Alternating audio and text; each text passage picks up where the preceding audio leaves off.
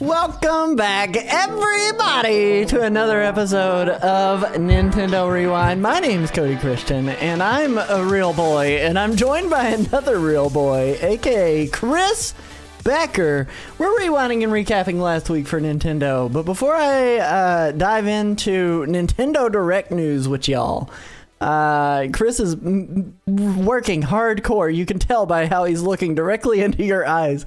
He's working hardcore on this on this document where we have the fast forward later on in the episode. Chris, how is it going while you're doing that? Let's just distract you.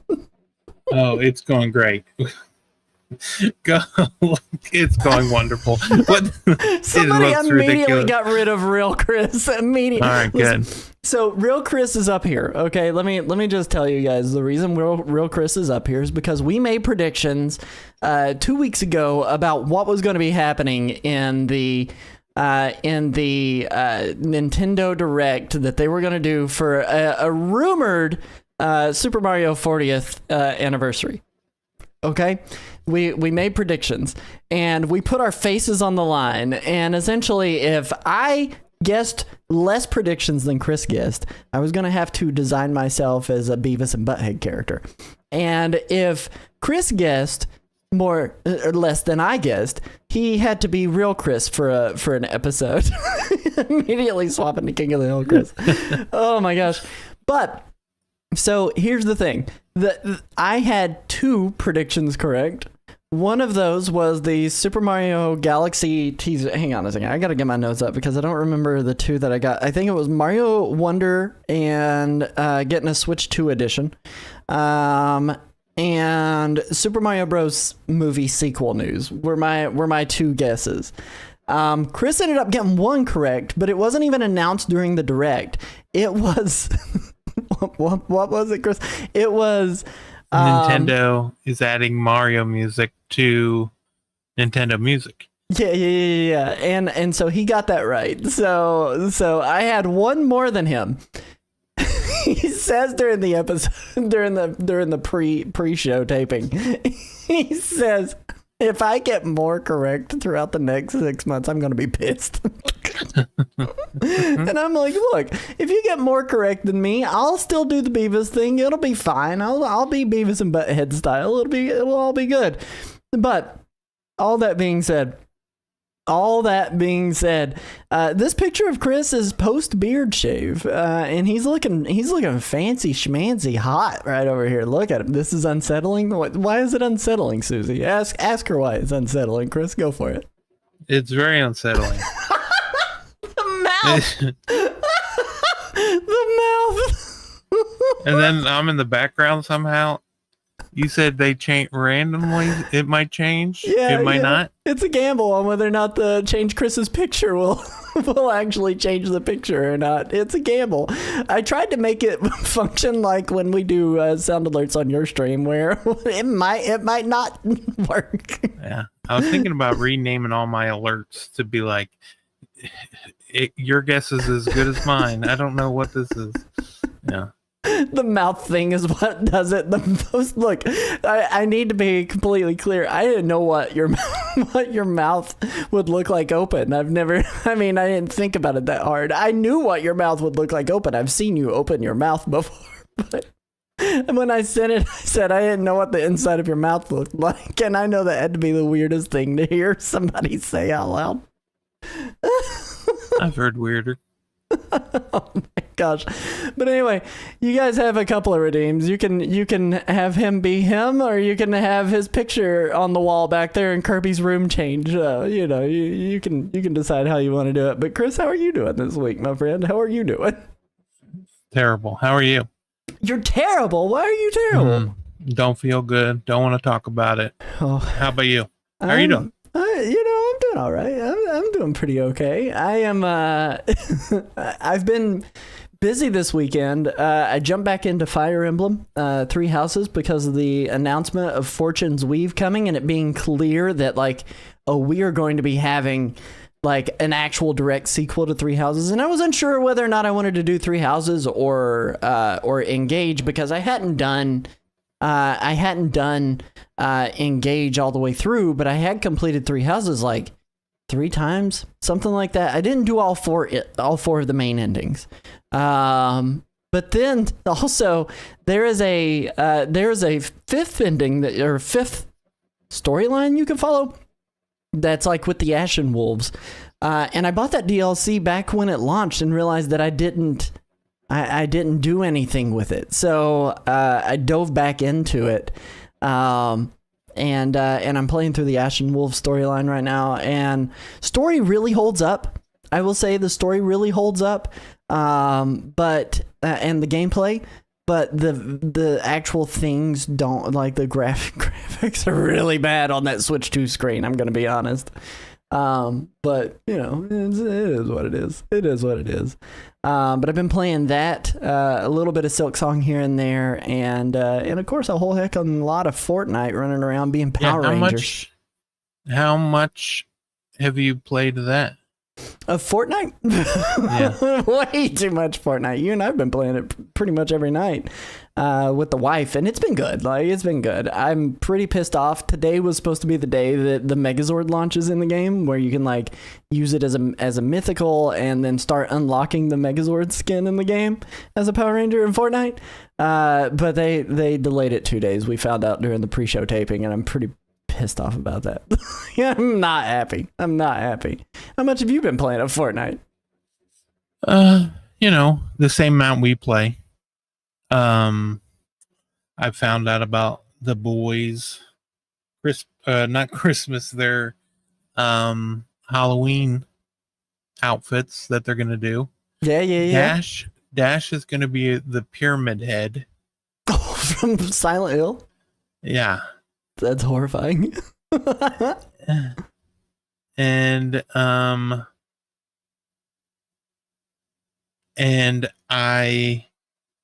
Flynn is going to be Batman.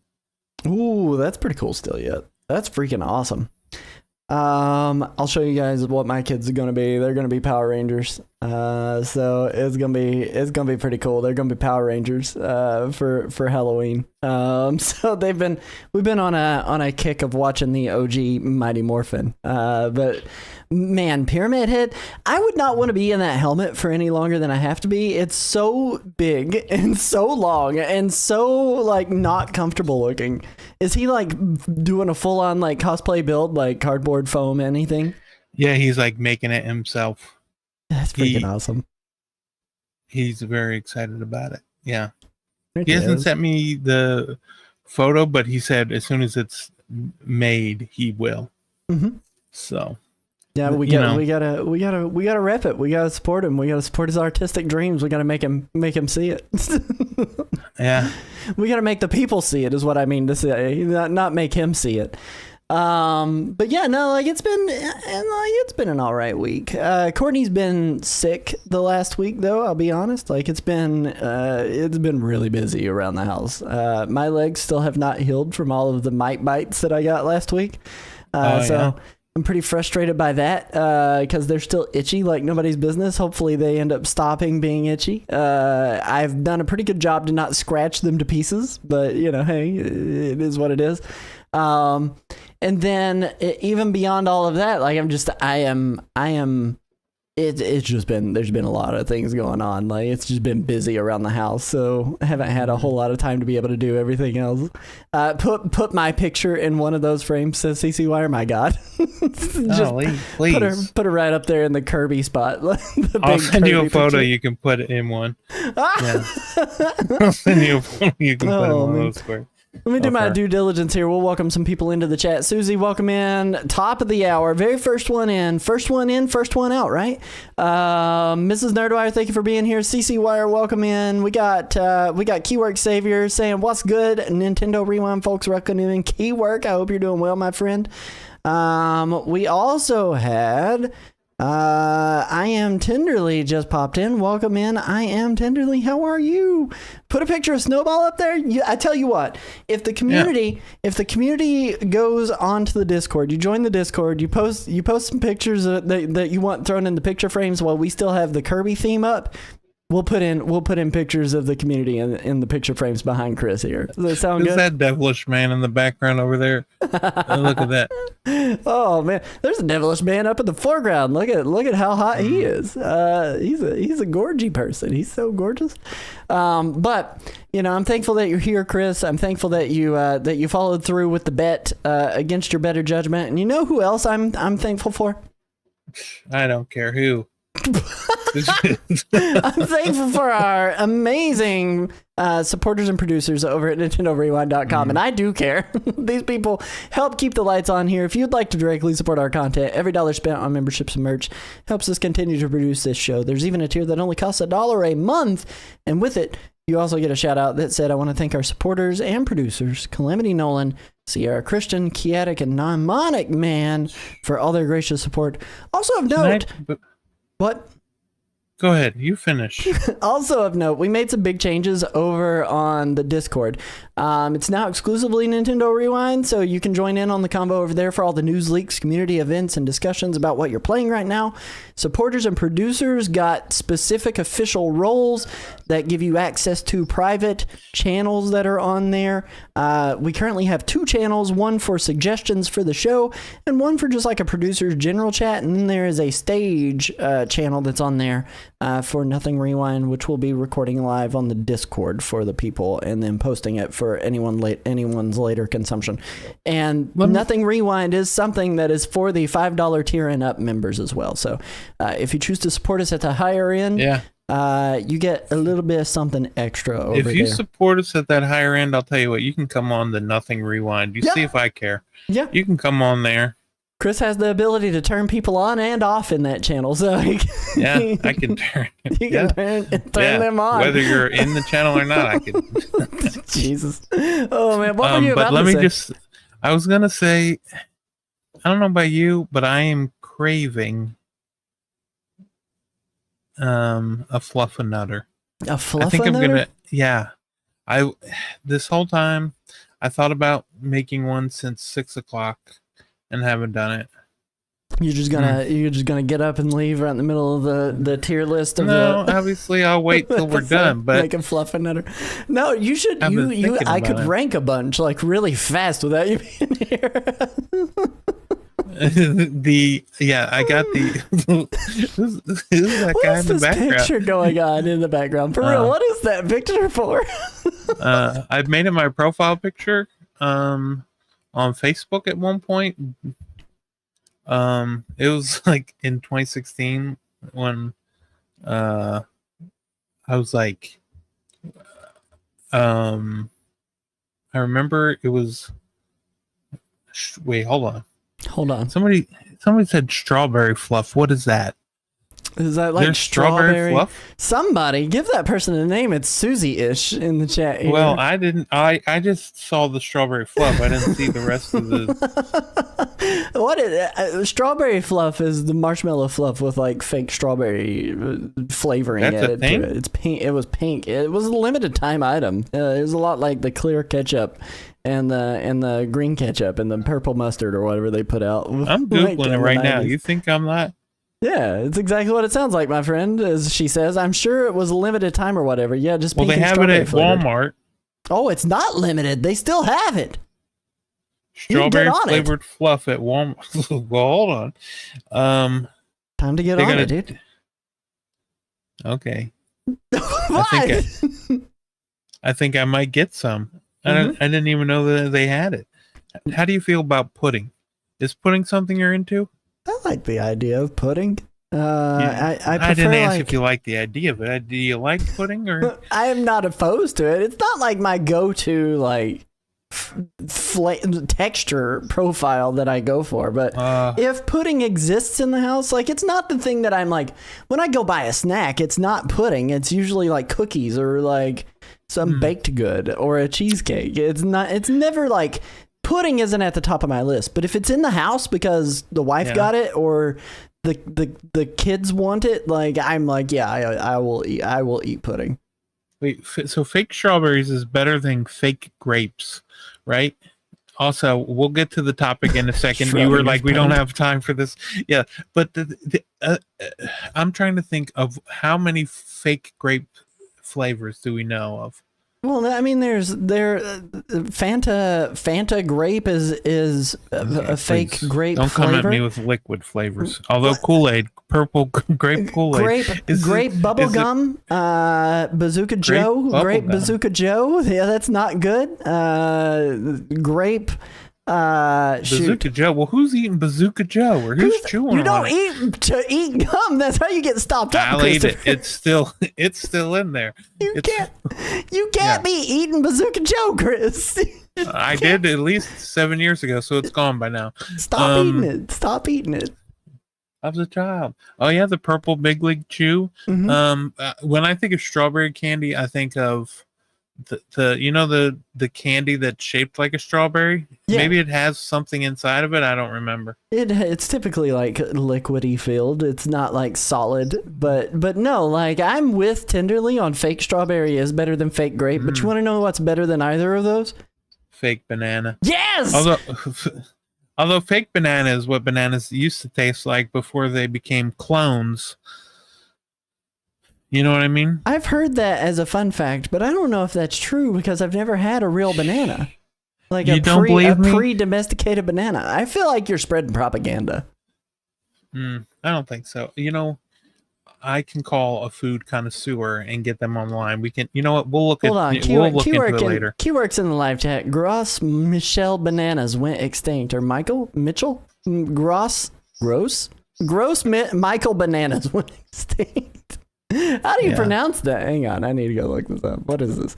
Gross Michael bananas. Gross Michael. Big Mike. Oh, okay, so they were known as Big Mikes? Yeah. How do you pronounce Gross Michael? You ever have anyone in your life named Big Jenny? No, but I wish I did. I need one. Yeah. Oh, it's Gros Michel. That's how it's pronounced. Gros Michel. Here we go. Hang on. I'll play it for the people. It got like a virus in the field, and like they were gonna lose all bananas, and so they had to clone it and like replicate Gros it. Michel. And then now those are the bananas we have today. Gros Michel. There we go. Gros Michel. Gros Michel. Gros Michel. Okay, there we go. Hey, look at us go. Look at us learning stuff on the show tonight.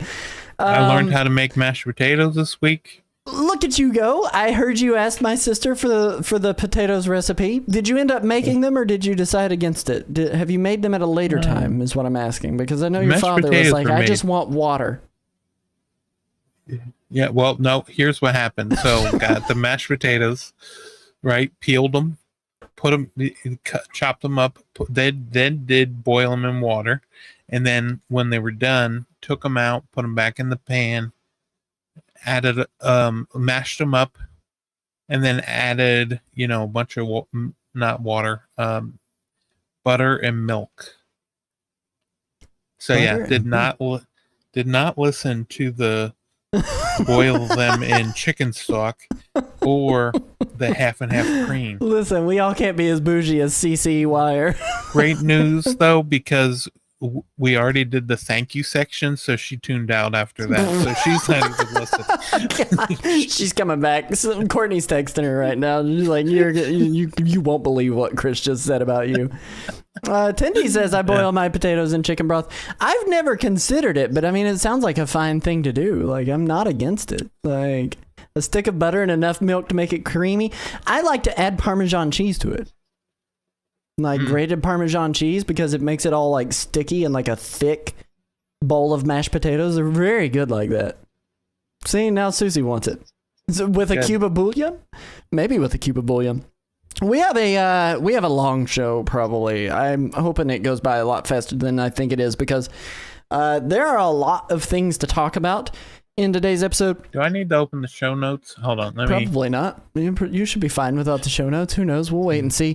We're doing a tier list of all of the announcements so we can find out what the average rating of the Direct actually was. Because when I asked Chris on the day after the Direct was over with, I said, Chris, what rating would you give that Nintendo Direct? I thought you asked me during the watch along. During the day it was over, like while we were right after it ended, I said, what would you give that Direct? And you said, I don't know, like a 5 or a 6. And I was like, what? Immediately my knee-jerk reaction was what? So we're gonna find out if it actually aligns with a 5 or a 6. If it does, that'd be C tier. That would be C tier. But we're gonna talk a little bit about each announcement. We're going to try to blast through these because there are 48 of them. But we're going to get started on that. This is like the time what else did we ranked everything and we heard till 1 o'clock in the morning. Don't. What was that? Not again. I'm going to main topic. know, right? So I don't want to be here till 1 o'clock in the morning. Speaking of bananas. Yeah, there's those bananas. So we have a tier list, and I would be curious what everybody else thinks. I'll post the link to the tier list in the Discord after the episode's over. If you got time and you want to do it, let us know what you thought about the Direct. But we're gonna kind of go through this announcement by announcement here, and we're gonna start off with the Nintendo Museum. It's the addition of the light show and the concept art, and I don't have a whole lot to say on this because it's in Japan. I don't live in Japan. Chris, do you have anything to say on that? No, I'll put it at a C. It'd be higher if I could go there. Well, if I would be likely to go there. I was about to just say F because I can't. I'm not. There's no time in this world that I'm ever going to end up there. Like we're going someday, maybe, but yeah, I just thanks to our backers. Let's go in between here. We'll compromise and put it in D. How's that sound? Because I'm saying Okay. F, you're saying C. I'm gonna put it in D. It's just not that exciting. It's not something that tangibly affects my life. That's good. I'm glad we're compromising because we're going to be doing a lot of compromising with most of these things. Oh, geez, my God. Mario Galaxy movie. Now, here's the thing. I think that was probably one of the more exciting pieces here. First off, we got a title drop. We got a teaser, first look at it. No extra other details, though. I was talking with Chris during the pre-show, and I felt like I would have said, like, for me, that was an S-tier tease, but at the same time, like, Chris, you kind of spoke some sense into me. What was it you said? I think your exact words were, they didn't show us anything. Yeah, they didn't show us a dang thing. They just showed us the title. No. I'd give it like a F or a D. Oh my God, what? Maybe a D, I'll give it. Chris, holy crap. So B tier, if we're compromising, B tier announcement? No way. Teaser, like teaser trailer. You're could not have been, all could have been excited? a poster. Like hold on, let's go back to this. You're not at Could have all been a excited poster. for the movie. Could have been a tweet. It could have been a tweet, but they put it in the Direct because it was there and it was a full teaser. It was like 36 seconds of movie. I could be excited for a movie, but I'm talking about what they showed us, which was nothing. Yeah, so. Surely it's got to be higher than a D. You wish it would. You wish it were. You literally, you can go see the Mario Galaxy movie, and you literally said that the Nintendo Museum concept art and the light show that you will never see is a higher ranking than the Mario Galaxy movie teaser. Well, it's something tangible. They showed us something. What are you talking about? What do you mean? They showed us that there's going to be a light show. Yeah. They we already knew a movie show us was what coming. The light show was. All they did was gave us the title. Christopher. All right. Well, I guess it'll stay in B. Yeah, holy crap. Kyoto. Stop it. Kyoto Marathon. Look. No. I am not budging on Kyoto Marathon. It's going. Here's the thing. It's one of the least. It's Nintendo is putting their name on a runner's bib, and it's like one of the least exciting things. Which is saying it is the least exciting. Well, hold on. A lot of least exciting things coming up. Yeah. Stop it! Oh man, this is an F tier announcement. It was nothing. It was a nothing burger announcement. Kyoto Marathon is going an F in my opinion. How do you feel about it? Yeah, we could put an F. Okay, good. I'm glad we're on the same page. Now, we get to like the big thing. This is like the headlining piece of news from the Nintendo Direct, and it's Super Mario Galaxy 1 and 2 combo bundle pack. Now, they didn't tell us the price beforehand. When I saw it, I was excited about it, but kind of confused because I was like, Super Mario Galaxy was already in the 3D All-Stars collection. Like, they could have done like Super Mario Galaxy 2, Super Mario 3D Land, maybe thrown in some of the 3D games that aren't on the system already. Not that there's a whole lot of them. I mean, there's literally the new Super Mario Bros., Super Mario 3D Land, and Super Mario Galaxy 2. That's not on here.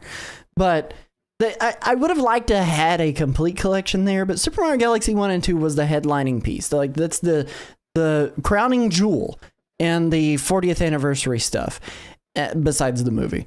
But when I saw the price I have had some severe reconsiderations on how excited I am for this, because while it's cool that people who were not able to get the 3D All-Stars collection can now get Galaxy 1 on the system, and they can play Super Mario 64 on the Nintendo Classics app, and Super Mario Sunshine is coming to NSO GameCube.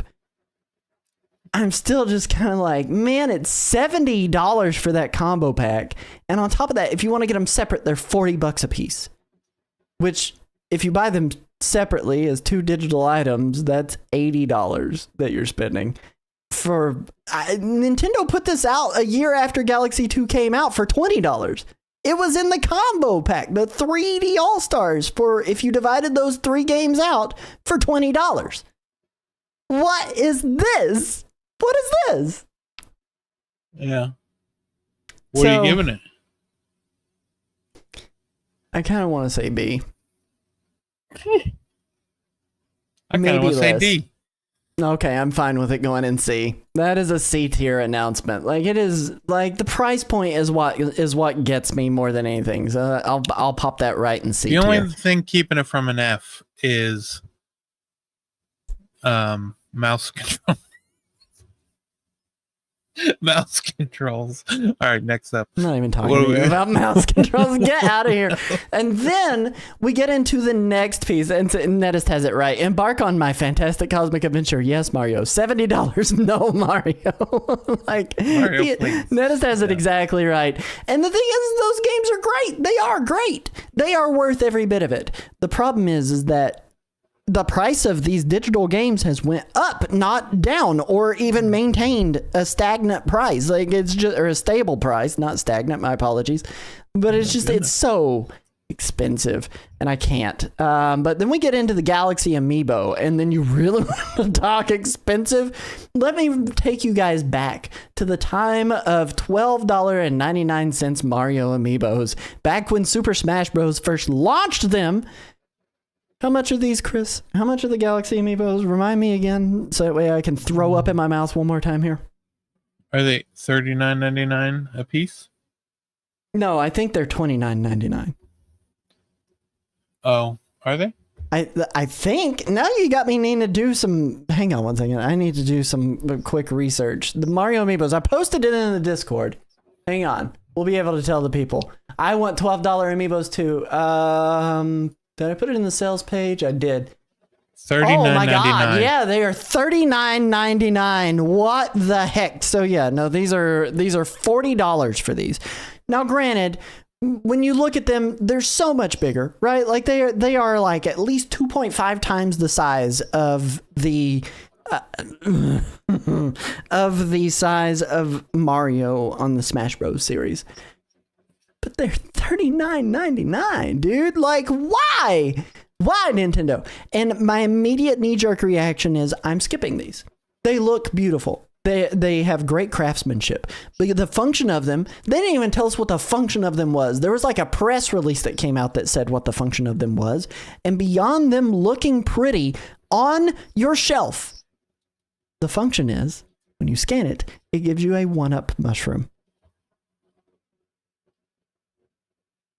It is insane that you do that and it just gives you a 1-up mushroom. Rank it, Chris. What are you saying about this? I'll go with the D. Yeah, it's about where I land with it, and it's not because it's not good. Like, it is a beautiful item, but it is absolutely 100% not worth $40 to get an extra 1-up in the game. You don't need that. No one needs that. They look beautiful and they're pretty sizable, but they're not worth $40. And I don't know what kind of tariff, late stage capitalism, economy crashing BS that Nintendo's on right now. Not $40. There's no way. There's no way. Anyway, that's my rant. Rosalina's Storybook.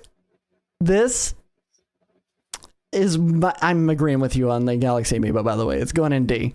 It's not that it's not good, it's that they're not good. Yes, exactly. Tenderly gets it. She's following. As a certified anime figure enjoyer, you can get dramatically nicer figurines for less. Yes, 1000% you weeb. But Rosalina's Storybook. Hold on. $24.99. It is a 112-page hardcover gold foil inlaid book that tells one of the most heartbreaking and dark stories that Nintendo has ever put out in a Mario game. This is the one thing that I did pre-order out of this set. I pre-ordered it. I'm hoping it arrives in good condition because I don't like pre-ordering books because oftentimes they get damaged in shipment, but we'll wait and see. But I pre-ordered it. Chris, how do you feel about Rosalina's storybook? As a man who doesn't like unvoiced Reading? cutscenes. Yeah. I mean, it's neat that they have it. If there's a lot of pictures, I'll like it. Mhm. What about you? What are you going to rate it?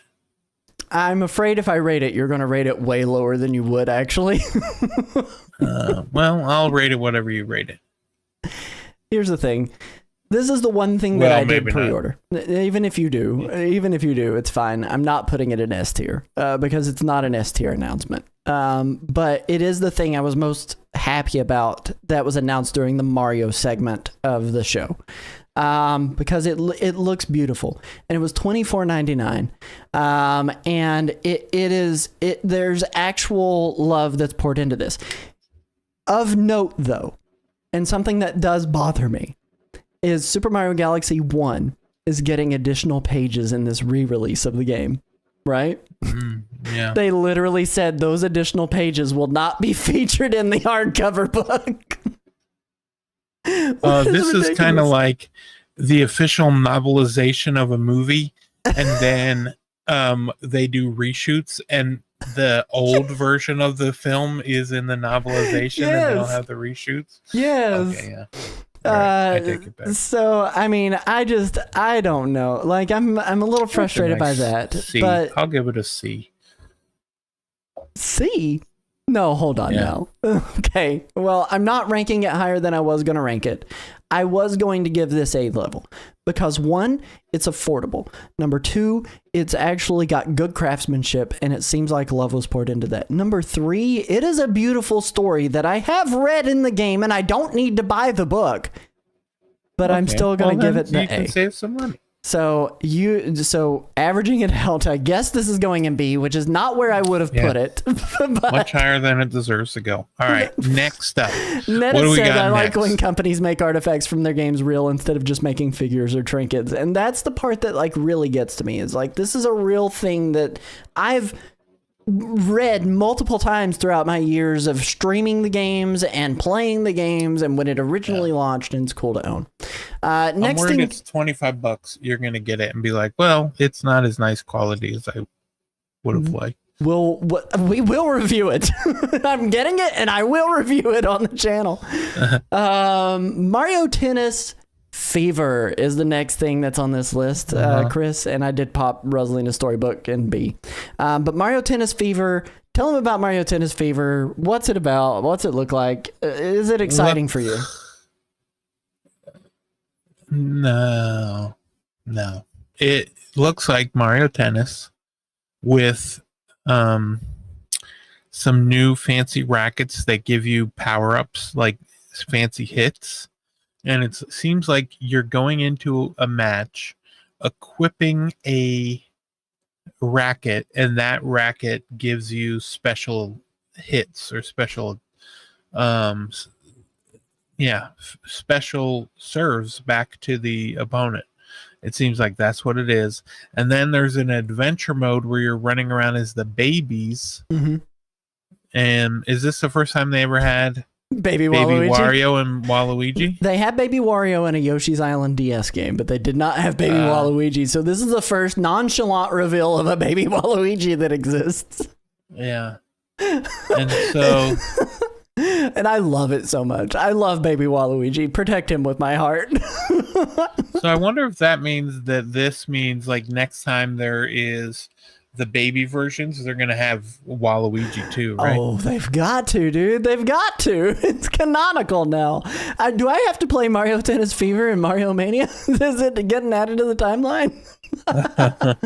but yeah, I mean, like the story mode looks like it's produced straight by Camelot. I have mixed feelings on it because I really didn't care that much for Mario Tennis Aces when it launched. Mario Tennis Aces was just kind of mid. Out of the Nintendo Switch era sports games, I think Mario Golf Super Rush had the best, most compelling gameplay and the longest longevity in terms of people still enjoying it post release. Mario Tennis Aces had like a big fever pitch of people being excited for it, and then it just really wasn't that great, and the story mode was just kind of meh, and the gameplay loop wasn't rewarding enough, and so people kind of dropped off of it pretty quickly. And I'm approaching this with a little bit of, I hope it's good. I don't know if it will be.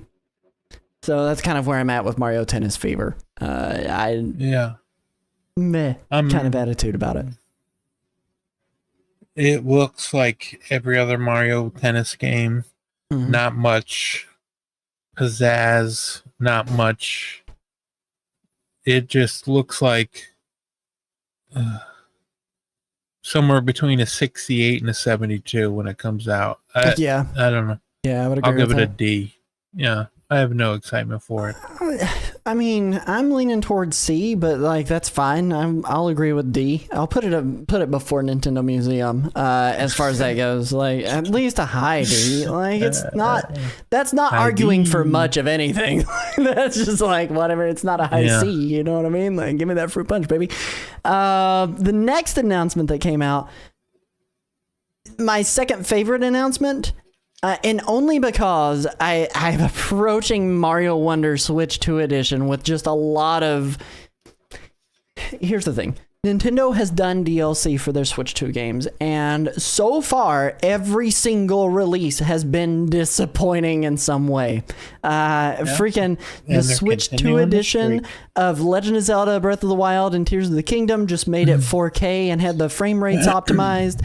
The Switch 2 edition of Super Mario Party... And the GPS mode in the app. Yeah, the combo app that really didn't work that well. The Switch 2 edition of Super Mario Party Jamboree didn't even upgrade the resolution of the base game. Yeah, that had to come in a future update. Yeah, that was later patched in because people were pissed about it. The Switch 2 edition of Kirby and the Forgotten Lands, we did a review here. It was fine, but I said straight up, it's not worth $20. Yeah, like it was 12 extra levels and an arena. They're like remixed from levels that were already in the game or something. Yeah. The thing about this is they're adding in like a Mario Party, Nintendo Land-esque kind of like party mode where you've got all these mini games you can play, platforming, and those look really fun. But you probably either need to play in game chat, or you need to have friends that live local. Game share or and then. The other thing is they said it was going to, they are going to be adding content to the main story too. So that's exciting because I love that game. That ranks up there in my top 5 Mario games of all time. Like at this point, I love Super Mario Bros. Wonder. But I have trepidation about it because it's like every other DLC release they've done with Nintendo Switch 2 Edition has been garbage. Yeah. And so I just don't want it to be something where I spend $20 and I walk away from that thinking that was cool and all, but it didn't really add anything to the base game. Now, I can't judge it off of that because it's not out. I can't say, okay, this is a S, A, B, C, D, F, whatever, because of the other Switch 2 Edition releases. Right. So I need to evaluate it on my own personal excitement level. And what they showed. Yeah. Which they didn't show any of the new content, so we don't know. It could be mode content. One level. For all we know. Yeah. I mean, it'll bump up the resolution because they're not going to do that again. It'll add a stable frame rate. Not that there was any real frame issues that I noticed when I originally played that game, but who knows. But Mario Wonder Switch 2 Edition for me personally, slowed down when it was like when you were playing multiplayer. It dropped. That would make sense. That would track. This lands up there at the top of the list for me because I love that game so much, and I am very excited for that. But what about you? Love to hear that. Love that for you. Let me tell you, how much my do you least... hate me? Let me just ask you this before you give me your letter. I love you. Hate the idea of this. I hate this. Love you. Hate this. One of my least favorite Mario things, even lower than Mario Kart, is, which I actually like Mario Kart, but I've played enough of it. But the Mario Party games, I do not like them. I don't like them the same way. What's his name doesn't like green eggs and ham. I just don't. I don't want them. I don't want any. Get them out of my Mario Wonder. The cool thing about Mario Wonder was like the cool stuff that they had in it, and it looks like they just added just dumb Mario Party-esque mini games to Mario Wonder, and it does absolutely nothing for me. The best thing to come out of that trailer was at like a minute and 1 second or 2 minutes and 1 second when they showed that Rosalina is a playable character. Outside of that, it was in there. Yeah, would give this an F. Yeah, I don't. What? Absolutely not. You are not saying F. I do not care about this whatsoever. It looks terrible. It looks dumb. You're just saying that to hedge the letter. You're just saying it to hedge the letter. That's all you're doing. Nope. You're hedging the tier. Absolutely. I'm not going any lower. Fine, I'll give it a D. You can't go any lower than F. You said F. That's why I switched it. I'm not going any lower. I won't go any lower. I'll bump it up to an F. Oh my God. Did you say D? Yeah, moved it to a D. Yeah. God. I can compromise. Chris, there's no way this is less interesting to you than the storybook. There's no way this is less interesting to you than the storybook. Mario Wonder Switch 2 edition? Come on now. It looks like just a bunch of dumb mini games. You don't think that those look like just a bunch of mini games that you're going to play once and then never again? Not if I have someone who will play it with me, Christopher. Well, you don't. Okay. Why? You can come play with me. Oh, man. I'm going to play those mini games 0 times. Actually, someone time him. I'm kidding. Don't time him out. He's a beautiful, beautiful, amazing person. Don't time him out. People can come play that with me. I think it will be tons of fun. I really do. When that launches, I think it will be tons of fun. I want to withhold my judgment, my full judgment, until I see the story mode editions. Yeah. Sure. I mean, when that happens, we can talk about that. But I'm just talking about these dumb mini games they showed us. The men hated Jesus because he told the truth. Oh man, a prophet is not is respected in his own town. Talking flower figure. Now, here's the thing. If you go back and you watch our live reaction to this, I was literally singing the praises of the talking flower. It was like, everybody really hated him. I really liked him. And then they're like, by the way, we made him real. And I was like, what? Man. I wonder if you can change it to the different languages. ¿Cómo estás? Soy talking flower. Wait, so what did you give Mario? Oh, man, I put it in B because it was where our average would be. What'd you give it? I would have given that an S. Like, I literally said insane. It was my most excited thing that I was excited for. You said it was your second. Besides Rosalina's storybook, and I rated that because I knew that was... You're about to crush my dreams, too, so... What? How am I with the talking flower figure? No.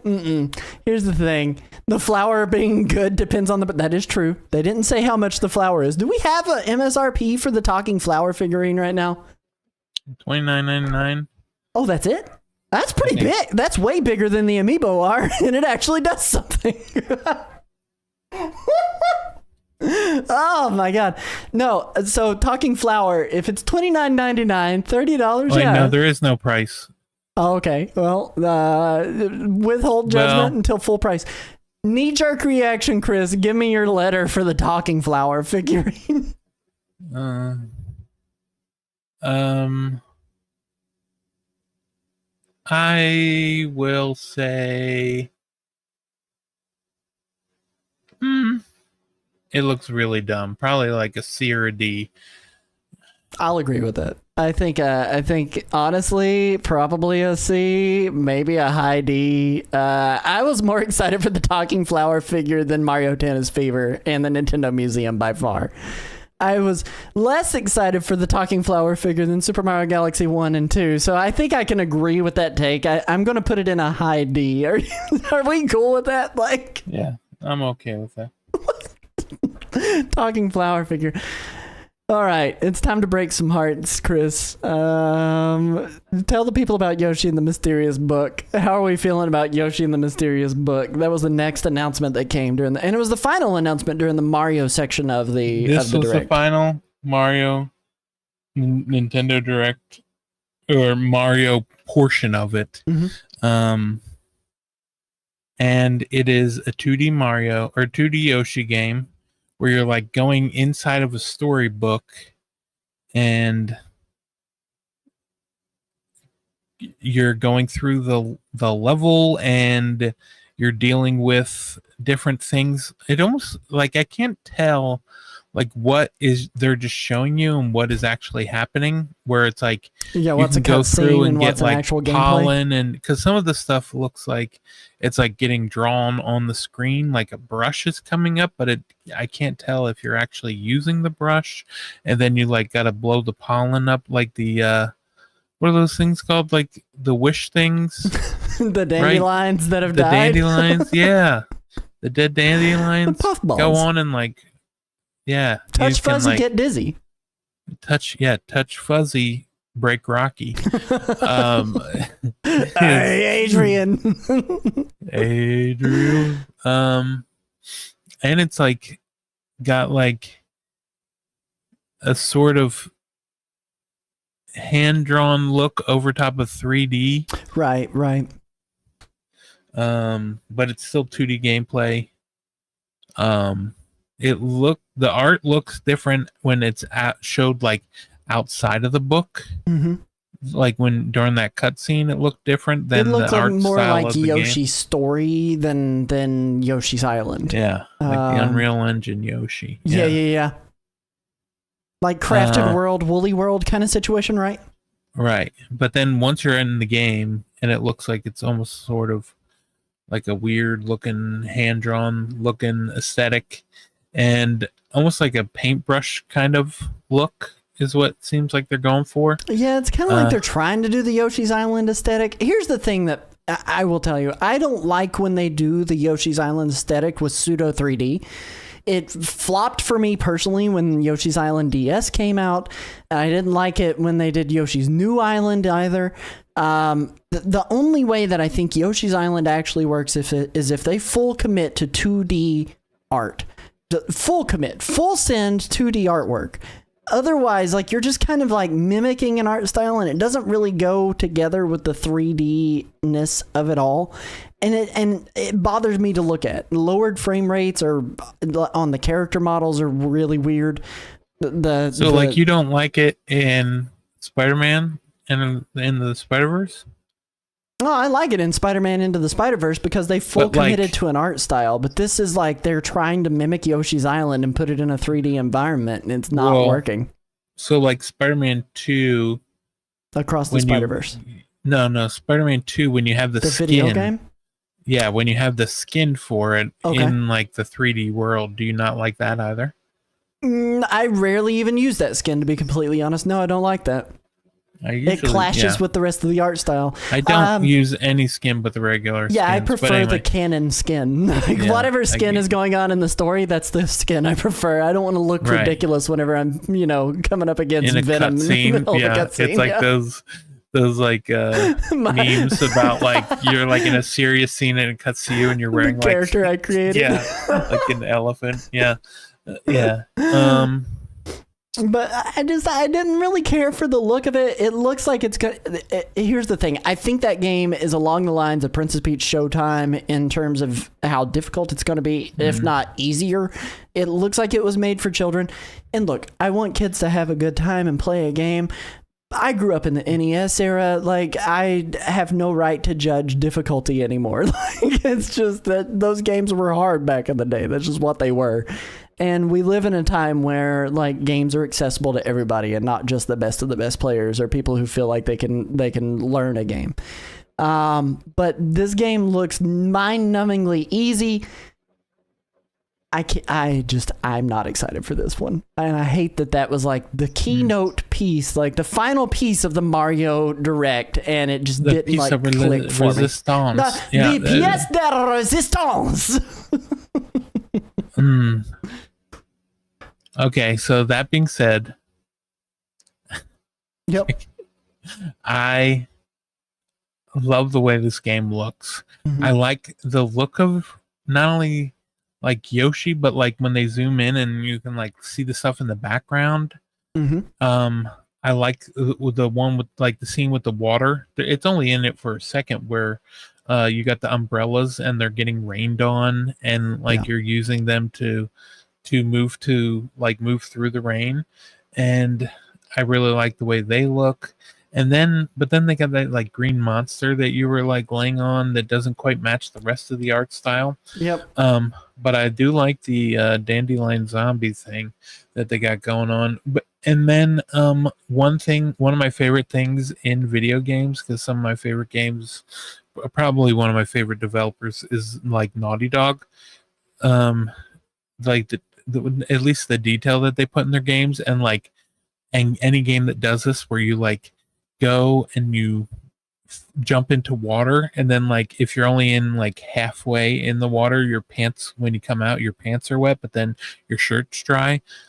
They show that in this game, and it's like Yoshi has like the sunflower on Yoshi's back, and Yoshi runs into the mud, and the flower and the top part of or bottom part of Yoshi are covered in mud, because that's what was in the mud. And then they come out of the mud and they're still drenched in it. This is an A for me. This is an A. I don't care how easy it is. I like easy games. This is an A? This is the best thing that they showed of the Nintendo Mario stuff, I think.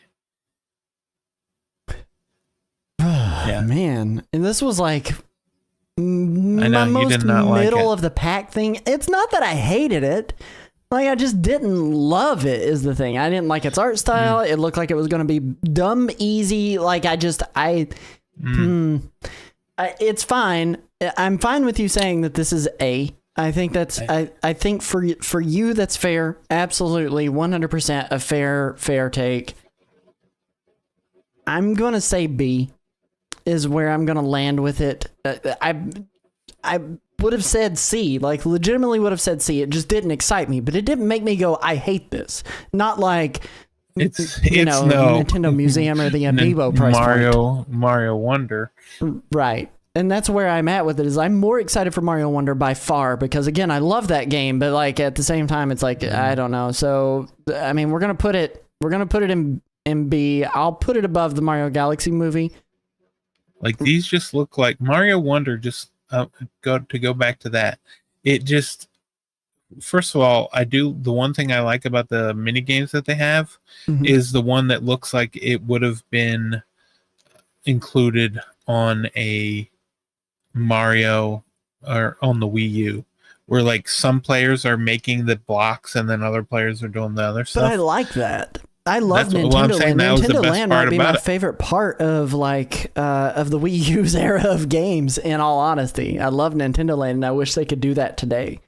But yeah, I mean, Yoshi and the Mysterious Book, it just didn't get me excited in any way, because it does look like I hate to say it looks like a baby game. And that's not an insult. That's just not that game for me. Will I play it? Yeah, 100%. I'm going to try it out. Maybe I'll be surprised. Maybe it'll excite me like Woolly World did. Crafted World didn't keep me near as excited. I didn't stick with Crafted World near as much. But you know, all that being said, like I think a high B is totally fine as far as that goes. We move out of, by the way, welcome in Kiatic into the live chat.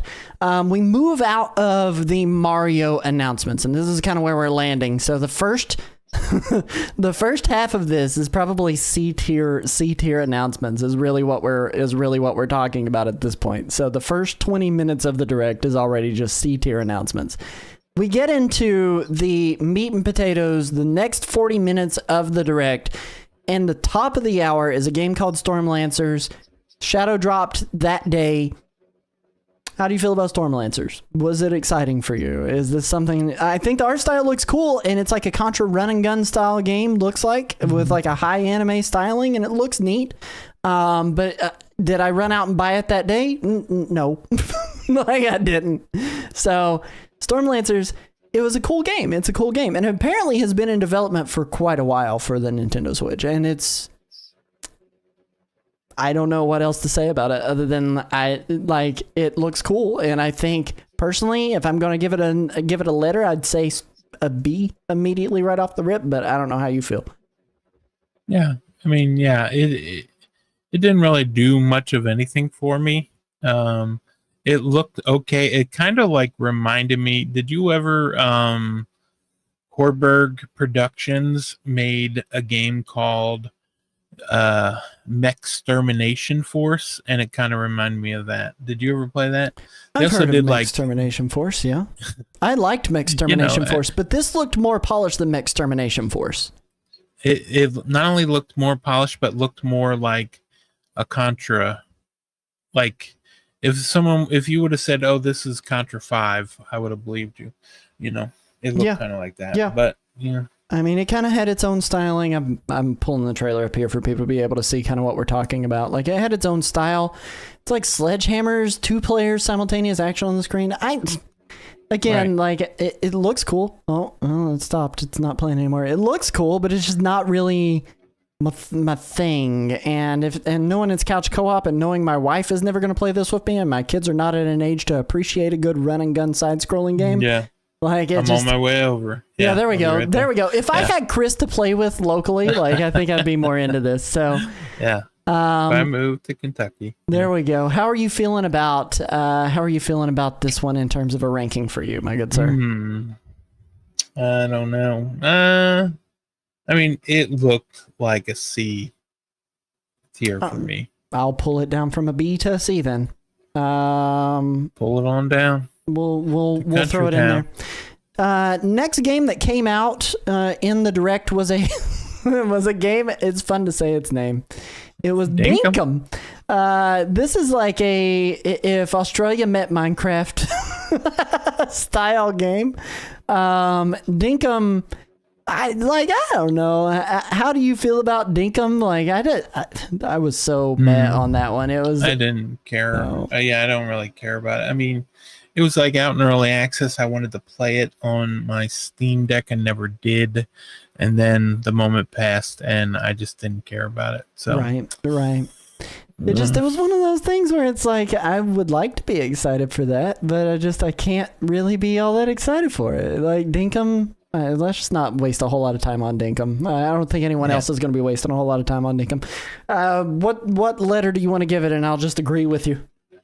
The C, I guess. It was inoffensive. Better than Stormlancers or worse than Stormlancers?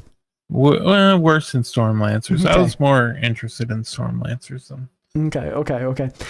The next game on the list was Popucom, and this one I actually did get kind of excited about. Like, Popucom looks really interesting in terms of what you're looking at. Like, it's like Splatoon meets Bubble Bobble, and it's like a 2-person game where you're like working together to try to puzzle platform through these things, and you got enemies, you got to match their colors.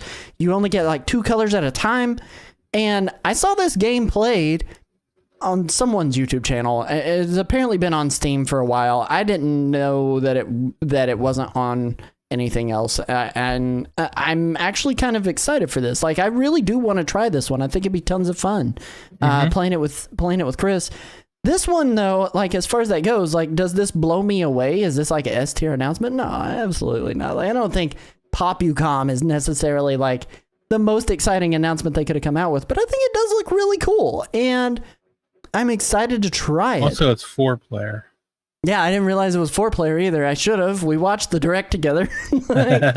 but yeah. Like, I didn't realize mode. that. Like, that seems really cool. So, like, as far as that goes, like, if I'm going to give PopuCom a rating, honestly, this is like the highest B that I think we would give. Like, this is the one that I'm most likely to actually buy and try and play with somebody. Yeah. Yeah. B's good. I like when they do a game, like take a formula from another game and add it to something else. Mm-hmm. And it does look like Bubble Bobble meets, Splatoon. Heck yeah. Then we finally got a release date for a game that we've known about for a while. It's Tomodachi Life Living the Dream. And it wasn't even just like a release window or anything like that. It was actually a date, wasn't it? I think they put the date on there. Or am I wrong? Was it just a window? For what? The Tomodachi Life Living the Dream.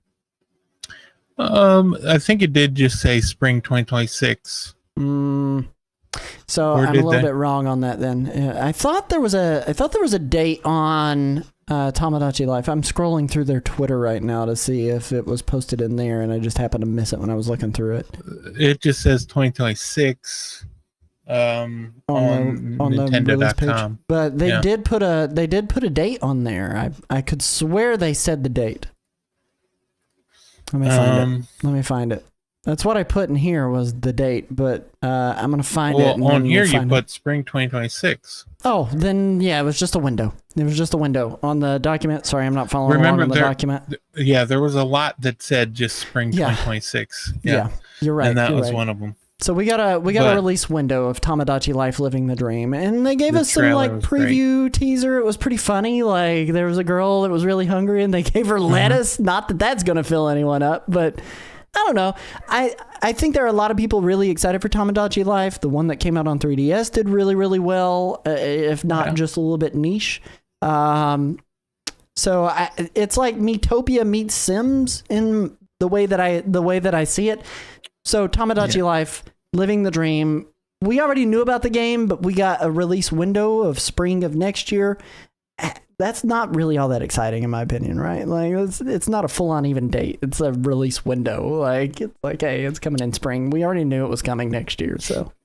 Yeah, well, they showed a lot of like different options, and they showed a good glimpse of the character creator, which does look like it is going to be the Nintendo the Miitopia engine engine for the Switch for that. It was something that I enjoyed. The Tomodachi Life Living the Dream, I gave it a B. Yeah, the thing is like I already knew about it. Like I didn't really get much else with it, so it's hard for me to be like I'm giving it a B. You got a lot more of that than you did the Mario Galaxy movie, and you wanted to give that a A.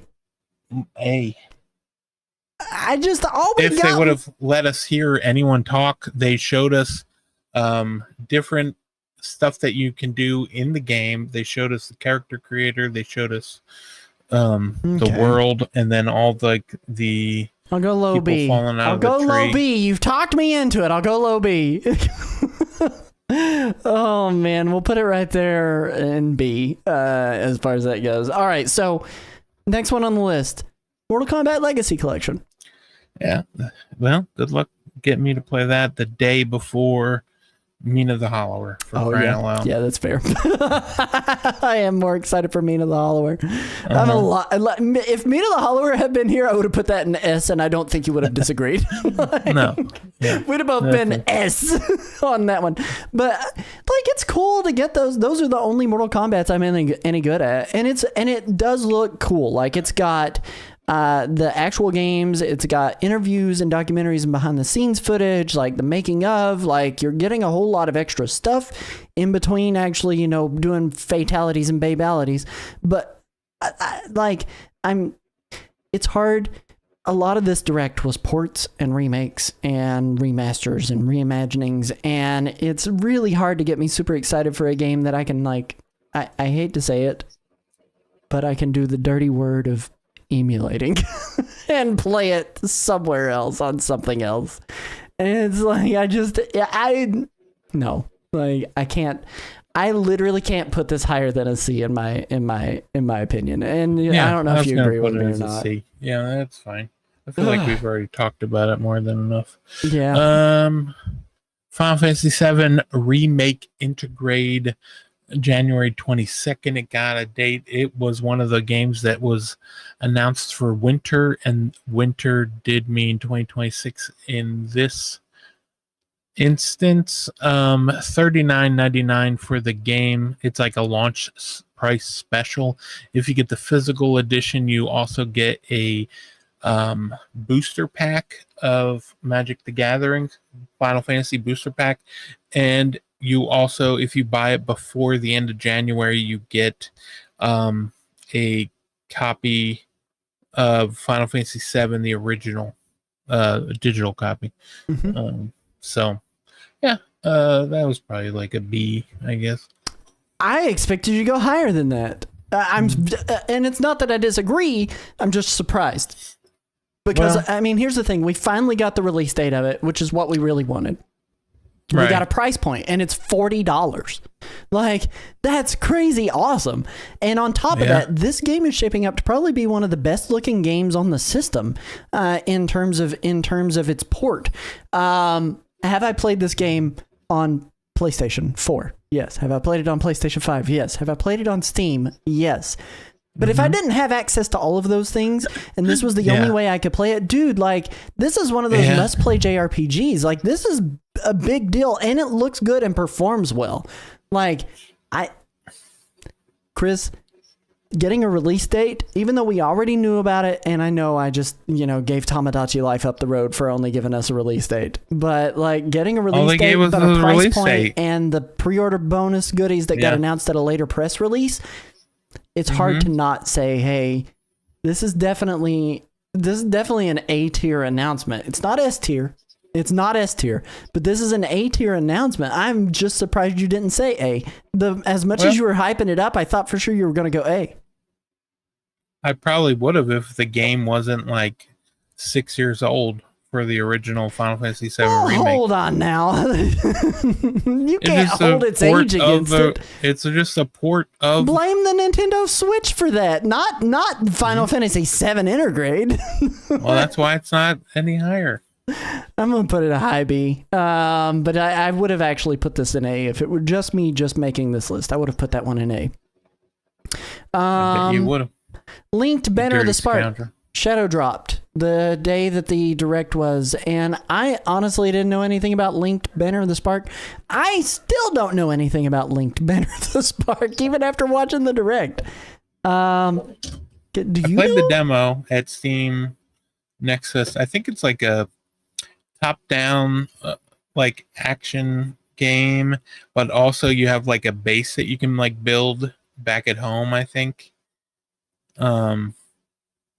I think it looks pretty good. I don't know how it performs. I didn't even like get any people. I haven't heard anyone talking about it after it came out, but yeah, it is a game that, I mean, this is timed exclusive too, isn't it? I think is what they said. Console timed exclusive. Yeah, console timed exclusive. So if you want to play it on a different console, you're gonna have to wait. Almost like a Diablo-like game, or something like that.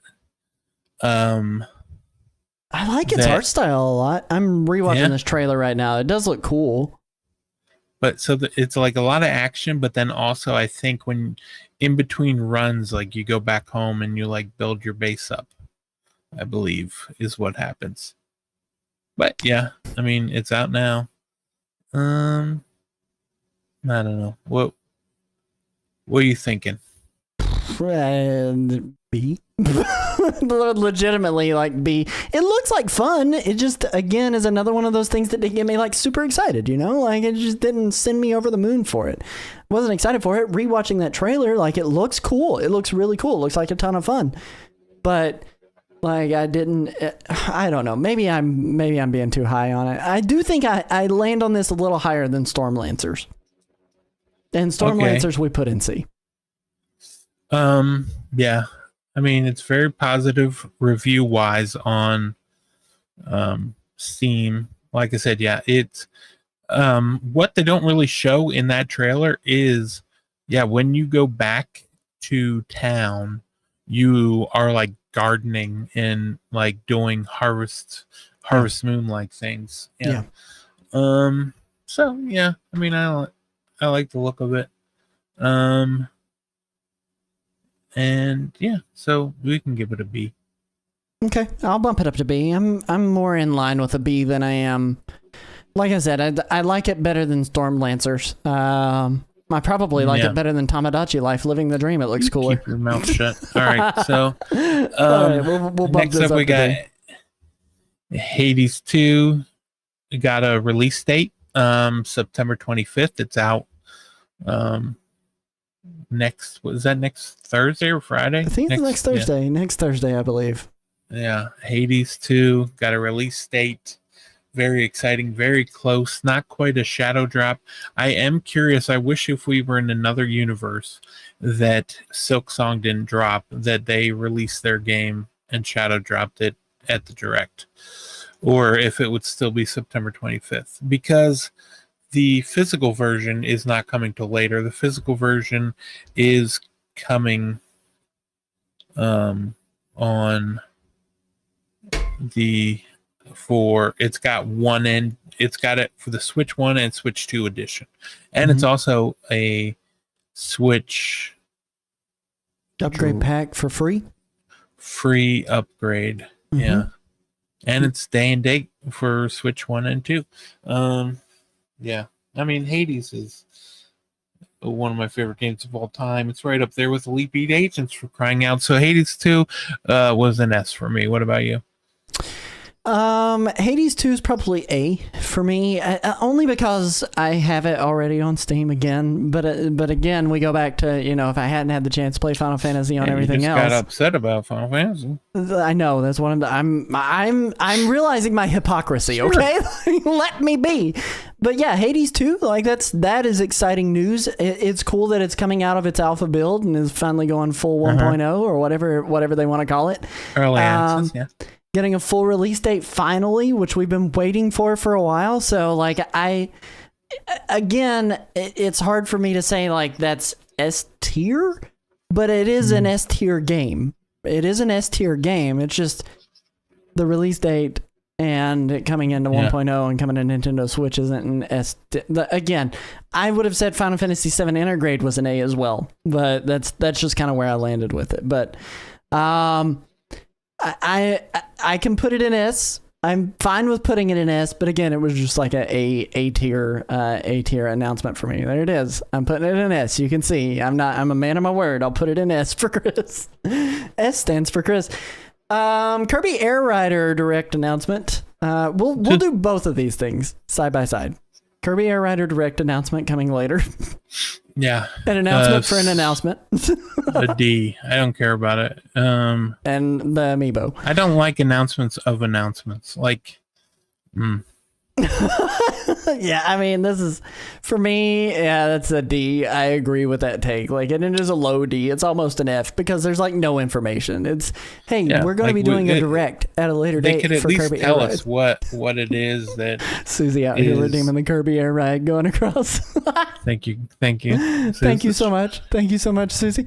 But yeah, like the Air Rider Direct is just like, I don't know. Like, I'm just... Yeah, exactly. Air Rider Amiibo, however. Where did you put this announcement? I hate it.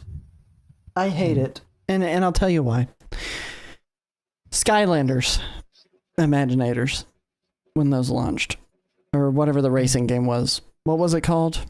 It was Imaginators. Supercharged. Imaginators Supercharged. Like those things were $20. No, Supercharged was like the one with the cars. Yes. And then it had Donkey Kong and Bowser if you bought it on the Wii U. Yeah, that could be either Amiibo Skylanders or Amiibo. And unheard of. Here's the thing. Those were $20 when those launched. Yeah. Okay. These, which they didn't talk about the price point, and I don't blame them, because I don't know that I would have wanted to talk about the price point, because immediately you spark the same memes of lower the price immediately again. $50 for these Amiibo. And granted, they're cool. Yeah. You can swap the riders. I don't know what they do in the game other than give you a practice Amiibo racer against people, very much like you did in Smash Bros. I was like, okay, yeah, that tracks. The first Amiibo that you can switch out in America. In Japan, they had the Monster Hunter Stories ones that were the riders, and you could switch them out. This is the first time in America that we have them that do this. And Netta says $50 is more than 2 Silk songs. Keywork says gating content like Lego Dimensions pisses me off so much. And Susie said I've paid as much as $20 for a cool Amiibo, but even that felt like phew. Yeah, I mean, but then again, idiots are out here paying. What are you about to say? I'm paying $24.99 for a storybook from Rosalina? No, I'm saying, is that what you're about to say? No, paying $80 for a Mario Kart game. But the thing $50. Is, still too much. So let's go back to that. Now, as for the Amiibo, about that. The Amiibo for this is the same price as Mario Kart World was in the bundle. $50. Yeah. What? And why? Right. Why? Well, they're what, $10 more than those Mario Odyssey Amiibo? Mario Galaxy Amiibo. Yeah. Galaxy Amiibo. Yeah. No. They're yes, $10 more than that. I'm sorry, the Metroid Prime 4 Beyond ones, which we're going to get to eventually in this show, I promise. Okay. They're $20 more than the Metroid Prime 4 standard character ones. Two of them, yeah. And I am going to say F. F tier. F announcement. F's in the chat. I need F's because it's $50 for Amiibos. Why? Why did we go from $12.99 Amiibos to $50 Amiibos that all they are practice riders against you, and all you can do, okay, cool, you can swap your riders out on the stars that they ride on. Screw it. I hate Amiibo. Stop it. Buy yourself a copy of Silksong, buy your friend a copy of Silksong, and then also take that other $10 and go get you and your friend a pizza from the frozen aisle and have a Silksong party at your house and enjoy your money a little bit more. Stop it.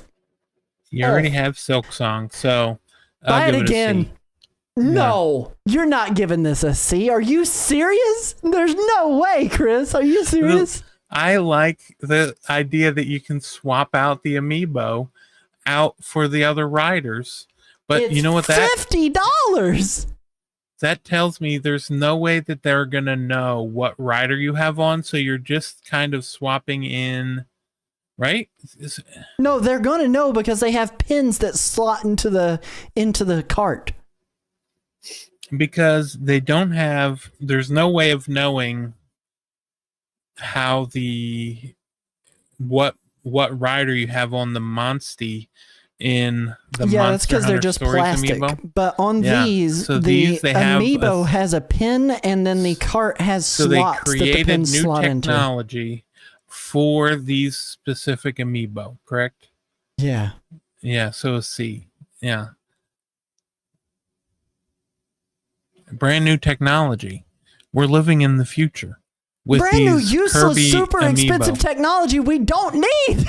Yeah, we don't need any of this, but Kirby Air Riders is Amiibo. I can't believe this is going above the Galaxy Amiibo. This is going above the Nintendo Museum on average. This is This is criminal, Chris. This is no. This is so bad. What is that? No way, dude. No way. Are you serious right now? You got to be so. Oh my God. Created new technology. They did not create anything new. They just repackaged old technology and said it was new. You know what? If those Mario amiibo did something cooler, they'd be up higher. But they don't. They don't even give us fast travel. All right, so since you're mad, I will go with Hyrule Warriors Age of Imprisonment coming out November 6th. We got the date. We thought this might be a December or January game, or it could have been because it said, winter? Yeah. Or holiday 2020. Yeah, holiday 2025.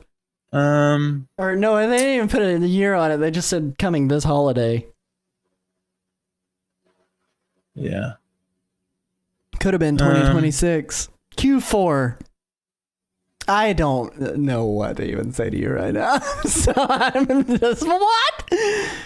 Oh, all right. So we got a release date for Hyrule Warriors. Let's queue up here and try to stay focused. Release date for Hyrule Warriors. I'm excited for the game. I think it looks great. We got a date. What are you saying with Hyrule Warriors? What letter are you giving it?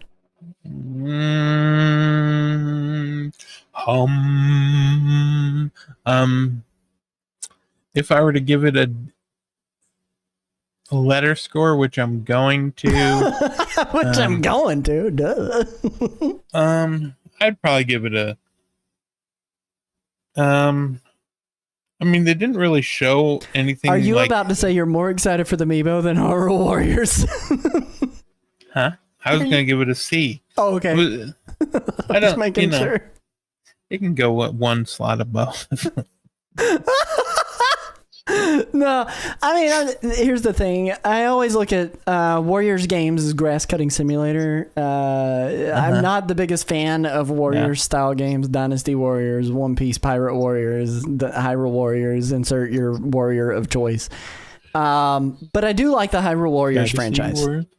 And Hyrule Warriors looks really good. There are canon events that are going on in parallel, in tandem with the rest of the story of Tears of the Kingdom and Breath of the Wild. We're getting an expansion on what happened during that time that Zelda was in the past. I think that's awesome. We already knew all of that. Is this they said this is going to be canon? Yeah. Yeah. This is canon, just like Age of Calamity was. Well, the first one wasn't, right? Hyrule Warriors. Just Hyrule Warriors Legends was not. Hyrule Warriors and Hyrule Warriors Legends was not. Hyrule Warriors Age of Calamity was. And this Age of Imprisonment is also going to be. So we got a release date for it. I'm excited for that. That's a B for me. I'm totally fine with that. This game looks better than Yoshi and the Mysterious Book. It looks better than Popucom. Well, you talked me into a B. Hey, there we go. Now we're back on the same page. It only took Hyrule Warriors putting us back together. Yeah, I love Hyrule Warriors. We do have ads trying to roll in. I'm going to take us to a short ad break. Whenever we're back, we're going to continue this. Yeah, I need to take a walk for a second. Everybody get out, get a stretch break in. We're going to continue ranking the rest of this direct right after these messages. We'll catch you in just a few minutes while we run ads.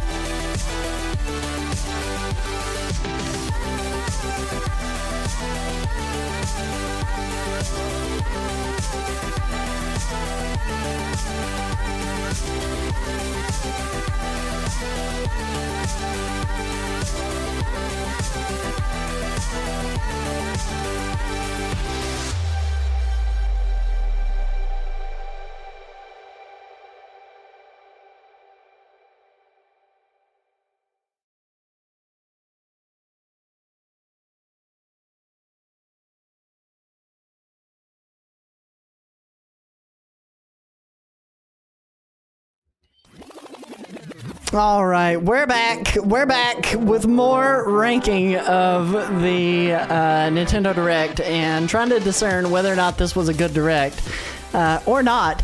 And so far, the last thing we talked about So far. was Age of Imprisonment, Hyrule Warriors Age of Imprisonment. We are picking up with Dragon Quest VII Reimagined. This was something no one knew about. At least I didn't know about. I knew they were redoing Dragon Quest 1 and 2 HD 2D, and I knew 3 had came out. I didn't anticipate 7 getting a reimagining, and this is totally different. Like, it's cool the way they did the development of it. They ended up redoing these with like actual dolls in dioramas to make the character sprites and models.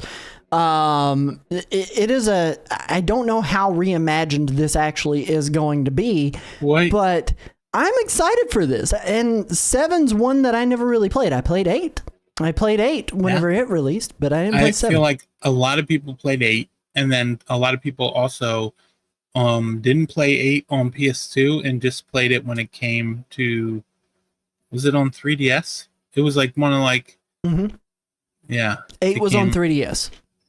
It was like one of those 3DS games that didn't have 3D. Is that what it was? I think it had. No, you might be right. I can't remember. It's been a long time since I played 8. All of a sudden, I'm losing track of what it looked like. Oh, Dragon Quest 8. 8 is done by it's done by Level 5. No, it had 3D. It did have 3D. Oh, wait, you mean the 3D mechanic. You're not talking about like 2D pixels. 3D. Yeah, that I don't remember. I usually turn that off anyway because my eyes couldn't take it for longer than 10 minutes at a time anyway. So I would typically not play with 3D turned on. Yeah, no, it was definitely 3D. But it came to 3DS and then 8 came to, well, anyway, but this is it. So a lot of games were coming out on PlayStation 1 and they were like, this was like the last one on PS1 before the PS2 came out, and this Final Fantasy was like, it was like, Persona 5 like level length. It was like 100 hours, but there was a lot of stuff that was just like fluff and like additional content that you don't necessarily need to tell the story, right? And so they said they're getting rid of a lot of that stuff, and so it might end up being a game that goes from like 100 hours to like 30 or 40. We'll see what happens, but I really like the way it looks. Coming out February 5th. Was this Switch 1 and 2, right? I'm pretty sure just Switch 2. Hang on, I can tell you in just a moment as soon as I scroll to the tweet that they put in there, because I didn't put it on there. It is. Hang on one second. It's a Switch 2, Switch and Switch 2 on February 5th. Switch and Switch 2. Yep. So I mean, it is coming to both platforms, and I mean, it looks pretty. Like, it looks really, really, really good. Like, I'm very excited for that. I like the way it looks. For sure. Where you landing with it? When you think about a score, I can tell you where the community landed on the Kirby Air Riders amiibo, and they gave it an F. 100% of votes gave it an F. I'm sorry, Chris. We can't all agree. Yeah, I'd probably put this as like a B. I liked it. I would agree with it. I think a B, high B for this, because again, it was something we didn't know about that was coming. Right. I'm excited about new announcements. And granted, it's a remake, remaster, reimagine, whatever you want to call it. But it's right up there with Final Fantasy VII. It's cool. Another remake. Yep. And I would put this in a high B. I honestly would probably put this up above Final Fantasy VII remake, Intergrade, whatever, because of the fact that it was something I didn't already know about. Like, that is a cool announcement that is exciting to get. So I'm gonna pop that one in. This was one of the hints right before the Direct where there were like 3 7s. Yeah. There will be 3 7s in Final Fantasy VII, Dragon Quest VII, and Disgaea 7, so And then we get to the most unhinged announcement ever. You know, there are a couple of systems that I would like to see get emulated on the Switch 2. One of those being the 3DS. The other one being another dual screen system called the DS. And then a final one being the Wii. With mouse controls. I'll finish it for you. And instead, we got the most off-the-wall announcement of Virtual Boy Nintendo Classics. And at first, I was like, what? Really? And then the longer they went on, the more I was like, what? Really? And part of it is because you have to buy a $100 or a $24.99 accessory to be able to play them. And that is hyper disappointing. So they did the reveal of the Virtual Boy, showed off this like special accessory that you can get. They didn't talk about the price point on that either. And what they ended up saying was, you know what, snag yourself a replica of the Virtual Boy and in either cardboard or in plastic, and amaze your friends with how much extra disposable income you have. And I just gotta say, like, this is so disappointing that they are charging $100 for this plastic replica. And this thing is either going to sit on, I almost shit on, what? Whoa. on collector shelves, and collect dust, or there are going to be very few people who actually use this. And the ones who really want it are going to end up having to get the cardboard one, because you cannot play these Virtual Boy games without having one of the two accessories that they have created for this. That's so frustrating to me. And it's like, why are you doing this, Nintendo? We live in we live in age of late stage capitalism where everything's got to cost $1 million. I'm not going to go off again like I did on the Amiibos. I just don't have it in me anymore after you dashed my hopes and dreams. But by saying so, I was looking forward to something. New technology. New technology. Not only that, but the fact, I think the thing that annoys me the most about this, because I love the idea of the Virtual Boy. I had a Virtual Boy until it went missing. You know, that's a whole nother story. But so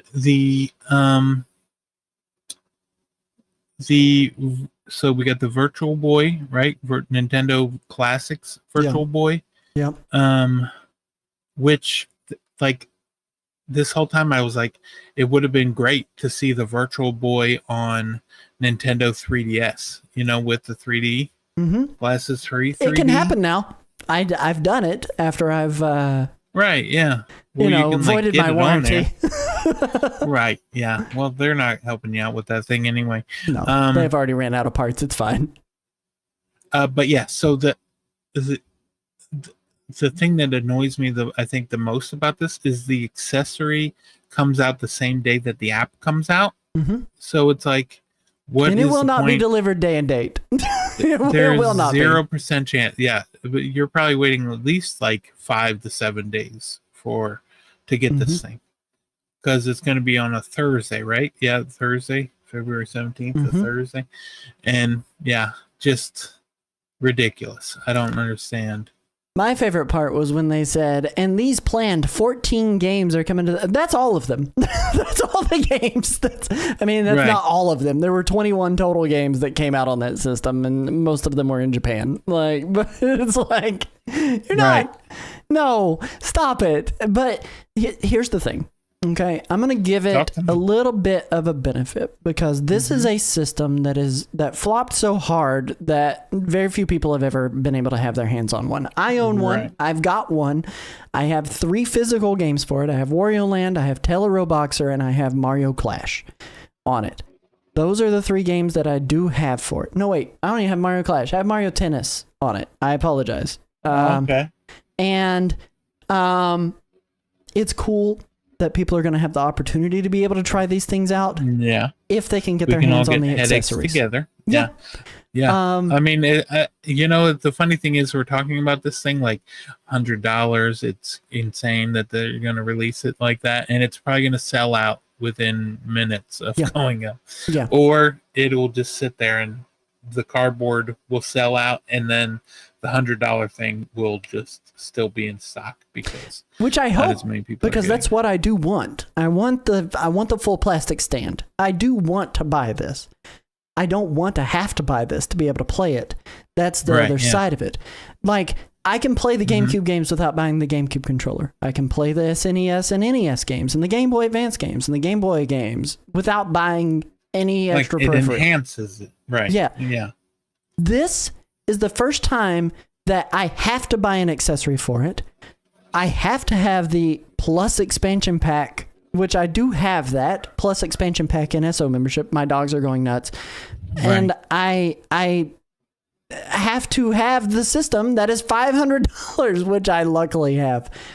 I am mad about the pricing. I think it's cool that a lot of people are going to get to experience it, but the pricing and the gatekeeping behind having an accessory to be able to play it when I can play it on my 3DS and not 3D totally fine. They should have found a way to make it happen for people to not have to require an accessory for it. Like, give me the option. If I buy the accessory, I can experience that, but let me turn it off so that way I can play it on my TV. Right. And then you're going to have that NSO Plus expansion. Mm-hmm. Right. And then in like 10 years when they sunset the Virtual Boy thing, that peripheral will have no use. Mm-hmm. Except for on modded. Until you get modded Switch too. Yeah. So all of that, all the pricing, I mean, this kind of does the same thing to me that the Kirby Air Rider amiibo did.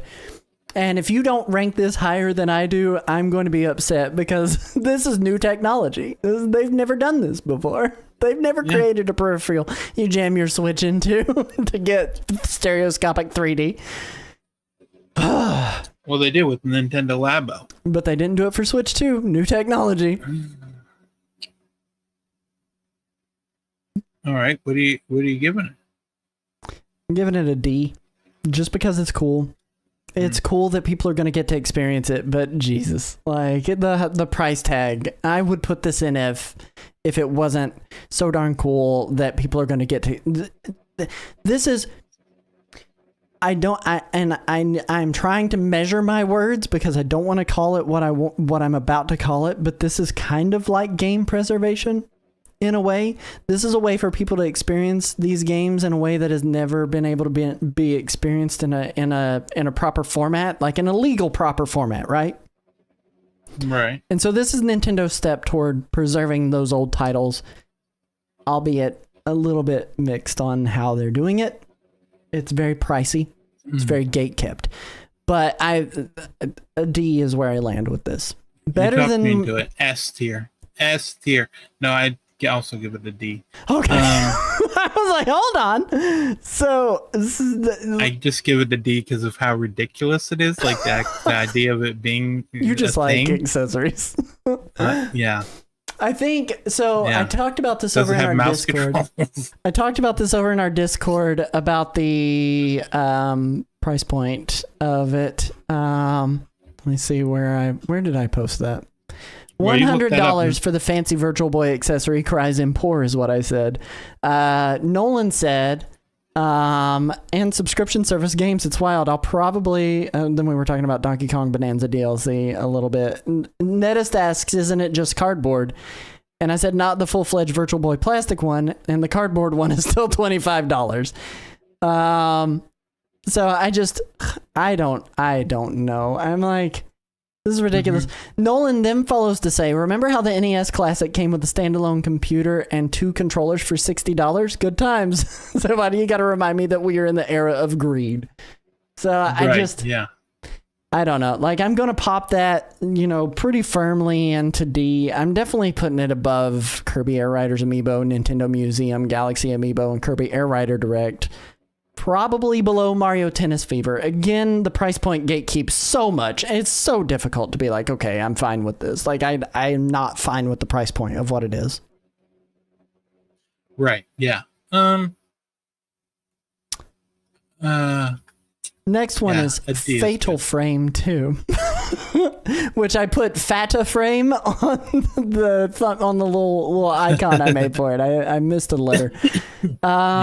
I don't know anything about Fatal Frame. I didn't play the first Fatal Frame. I know you taking pictures of ghosts, and that's about the extent of what I know about it. Right. This is just a remake of the second one. So, are we excited for that? I'm not excited for it, but it's one of those things where you see it and you're like, yep, that's a video game, and then have no interest in playing it. Do you have any interest in playing it? Heck no, I'm a scaredy baby boy. I can't play scary games. We've talked about this. Yeah. Okay, fair enough. Okay, so we won't be playing it together. Is it 2-player? No. Oh, okay. I was about to say, hold on. Take turns. We could each. You hold the left Joy-Con, I hold the right. There we go. Or I hold the right. 2P1C. You hold the left. Oh man, Fatal Frame. Where do you land with this? It was like a C. Yeah, I mean, I don't know enough about it to argue one way or the other. I got no excitement. I mean, it looks cool. Like, that's fine. But I'm not that excited about it. Then we get to like this run of Switch 2 edition games, and I'm just going to rattle them off, and you give me letters, and I'll just agree with whatever you say. How's that sound? Okay. All right. One Piece Pirate Warriors Switch 2 edition. C. Overcooked 2 Switch 2 edition. C. Stardew Valley Switch 2 edition. B. Mouse controls. Human Fall Flat Switch 2 edition. I do not like Fall Flat, so I would probably say we'll go with D. Ooh, okay. Now let's adjust these while we're here though. Is One Piece Pirate Warriors better than Dinkum and Stormlancers? Well, I think Dinkum is the bottom of C. Okay. And then One Piece will be after that. Oh. In front of that. Okay. In front of Dinkum. Okay.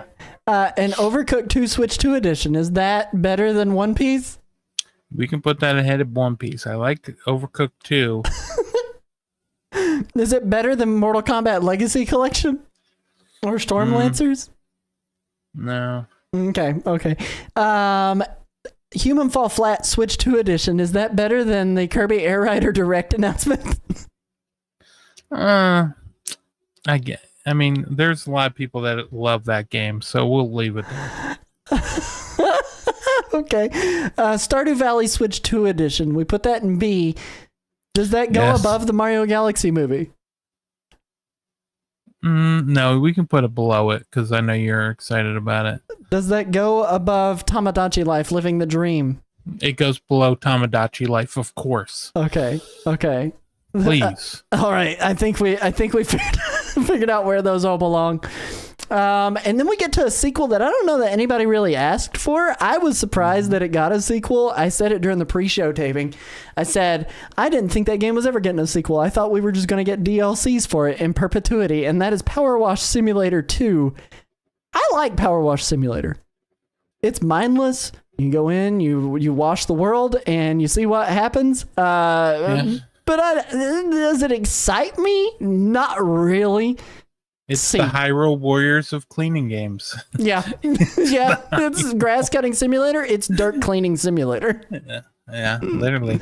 C is fine. Okay. Let me get that screen up so that people can see me drop it right into C here. C, bottom of C. Suika Game Planet. This is another one. I didn't think we really needed a sequel to that. I liked Suika Game well enough. I thought it was kind of like a one-hit wonder at first, but even during the live reaction, I said that out loud, and you went, "Are you kidding me?" And essentially you were like, "No, that game's awesome, and I'm glad it's getting a sequel." And I'm not glad it's getting a sequel. I'm just surprised. You sound like you're not that glad. I mean, it'll probably be $5, and that'd be awesome. Like, the first one was $5, you know? Like, I can't complain about that. Suika Game Planet, though. Initial reaction, like, I know I was underwhelmed. Like, it wasn't like an exciting announcement for me, but it wasn't like I'm not happy that that game's getting a sequel, and I think that deserves to be above Stormlancers for sure. Like I feel like above Storm. We can put it above Stormlancers. Okay, we'll pop that right above Stormlancers. Metroid Prime 4 release date finally got announced. That could probably go above Stormlancers too. Yeah. Let me be. When we saw the reveal of that, I was so confused. I was like, "Is this Metroid? Like, what is this?" I was like, "Wait, yeah, it is Metroid." When I saw the gun hand and the purple suit, but then I was like, "Wait a second, is this like a Federation Force kind of situation?" Because she jams her arms into a motorcycle, and then it's suddenly open world, and I'm like, "What is going on here?"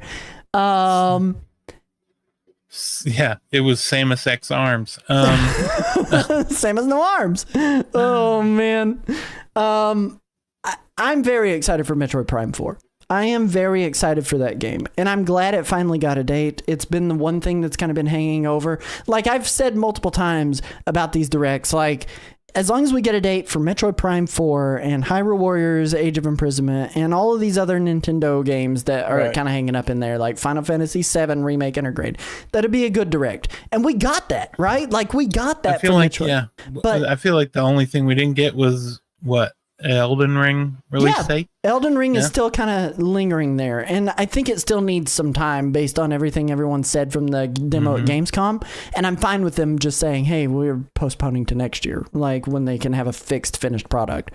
But Metroid Prime 4 getting a release date and showing some more gameplay and what that game's looking like outside of the demos the Treehouse showed off, I'm excited for that game. I lean toward an A announcement on this. Like I possibly S. Like I'm excited for that game, and I hope you are too. I think you are, and it's got mouse mode controls, so I know you're excited. They had me at mouse mode, baby. Yeah, I didn't think I feel like the stuff that they showed with the first person looked better than, when was the last time they showed it? I can't even remember. Treehouse? But no, when they did the trailer reveal during a direct, I'm not sure if it was pre-Treehouse. And it was just kind of like moving. Nintendo Switch 2, yeah. It was like doing like Samus can open doors with her hands. Yeah, she can like move your hand in one direction, and that almost felt like, let's show off what you can do with these mouse controls. And like they added it because of the mouse controls. That's what that felt like. But then the driving around, I need to see more of that to see what it's going to be like. Like, is it going to be just like an open zone? Like, is it going to be like Hyrule Fields in Ocarina of Time? And it's like, it's made very to not look Metroid. A lot bigger. And then, it's definitely very not Metroid. Maybe this is like in place of like fast travel. You just take your car and drive and then get into the new area, or it's going to be something that I would say that you rarely do it, but they're making an amiibo about it. But that doesn't mean that it's not, it's not, you can't switch out the rider, but the fact that they have this, I would say, what did you give it? I was like A, maybe S. Like that's finally getting the release date. That was exciting to me. Yeah. Some of that driving stuff didn't look as good as it just looked like a barren wasteland that you're driving through.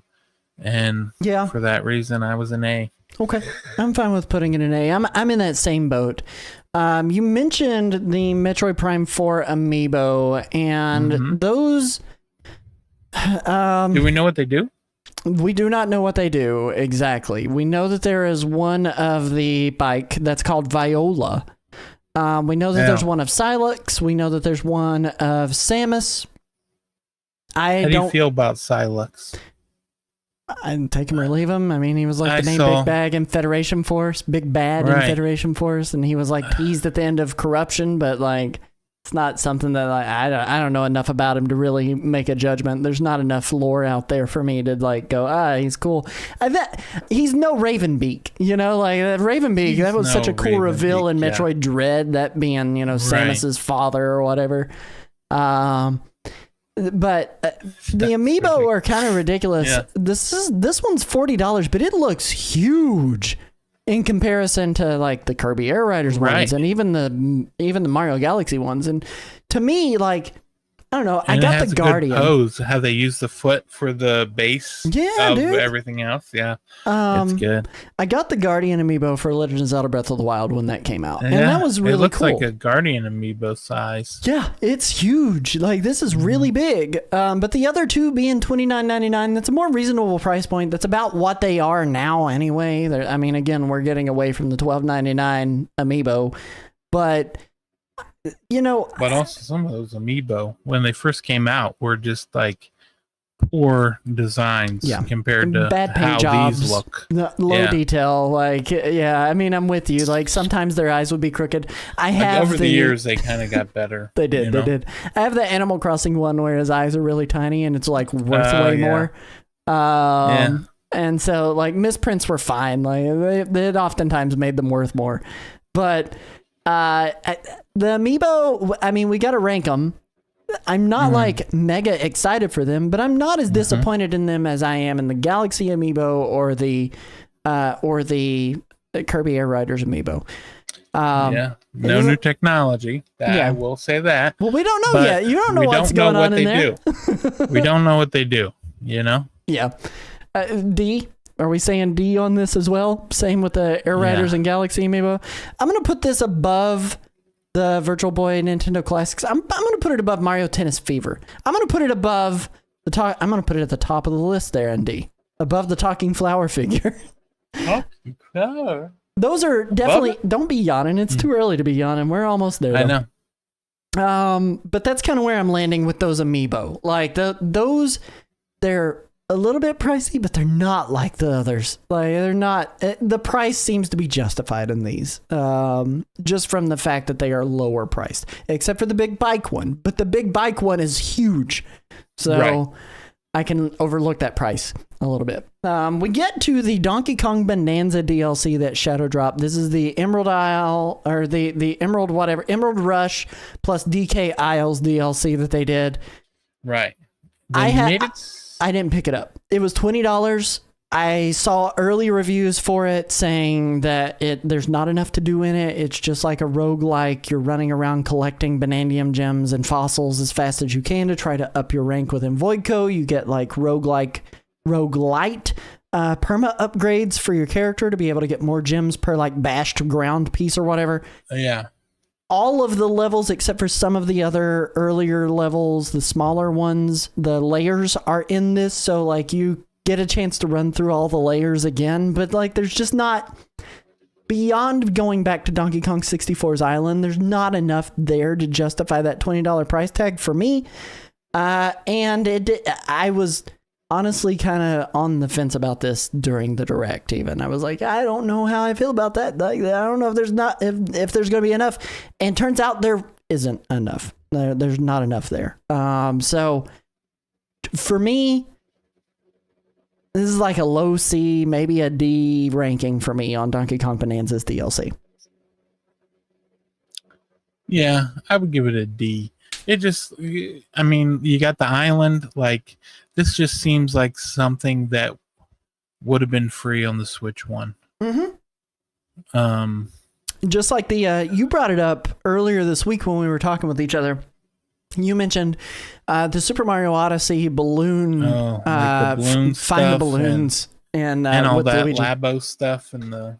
Yeah, like that was all free stuff that you got to experience in the game that was extra to just kind of keep you coming back. And in this case, they're charging you $20 for it. And it's like, I don't like that. Like, come on. And there's a number of deals. Like, I just got the DLC for Assassin's Creed Shadows, right? The expansion that just came out for it today.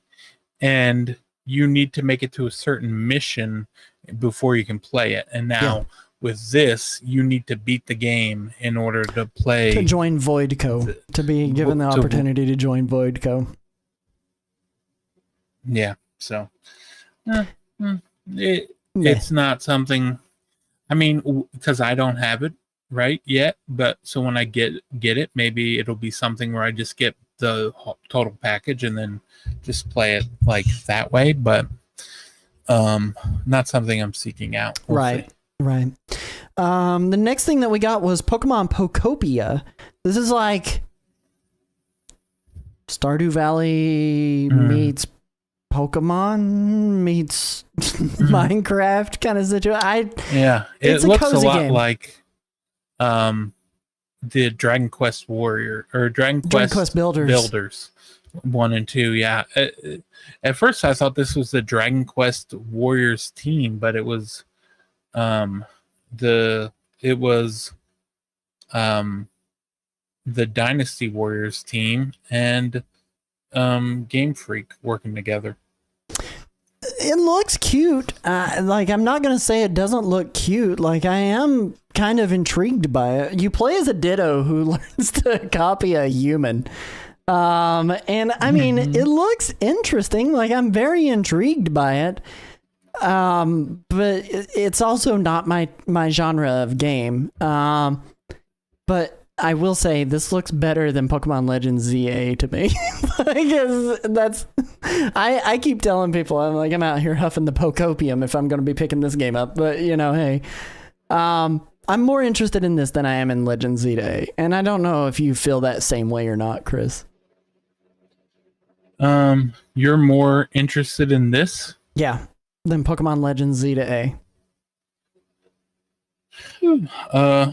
Yeah, probably. I mean, at least it looks like something different. I don't, like I said, the thing that I'm not that excited about Legends ZA is it all taking place in the city, and I'm worried that it's just all going to feel like the same at the end. But yeah, this also interesting that this is like borrowing from a lot of other games, like right after Nintendo and the Pokemon Company just got the patent for basically having a Pokemon. Yep. I mean, I'm with you. It's like, hey, look at the bigotry that's going on here. But yeah. I mean, I'm interested. I'm intrigued. It looks different. It looks interesting. It looks charming. This is something that was also kind of hinted around at that people knew about. That was a spin-off game that was coming. Right. But I think wasn't the one where people were like, it looks kind of like Splatoon, and I feel like it was like this. They just saw the Ditto like creature running around and thought that looks kind of like Splatoon-y. But yeah, it looks like there's going to be crafting and building and farming, and you're doing it with all the different Pokemon, and then they can come and help you, and there's multiplayer. You got water going on. Yeah, you got water. There's water in this game. This is like voxel based. What is that? Palmon or whatever it's actually called. Not Palmon. Pal World. Yes, thank you. My God. Yeah. Pal World. It looks like voxel based Pal World. Just the base building portions of it though. Like, I like its aesthetic.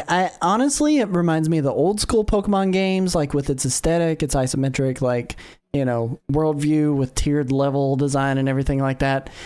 It looks cool. It looks very cool, and I'm interested. Am I super excited by it? No, but this is like an average level of excitement for a game. Like, that's easily a C, maybe a little bit. Honestly, I'm more interested in this than I am Tamagotchi Life Living the Dream. So I'm gonna say B. I liked it less than that, but I'll still say a B.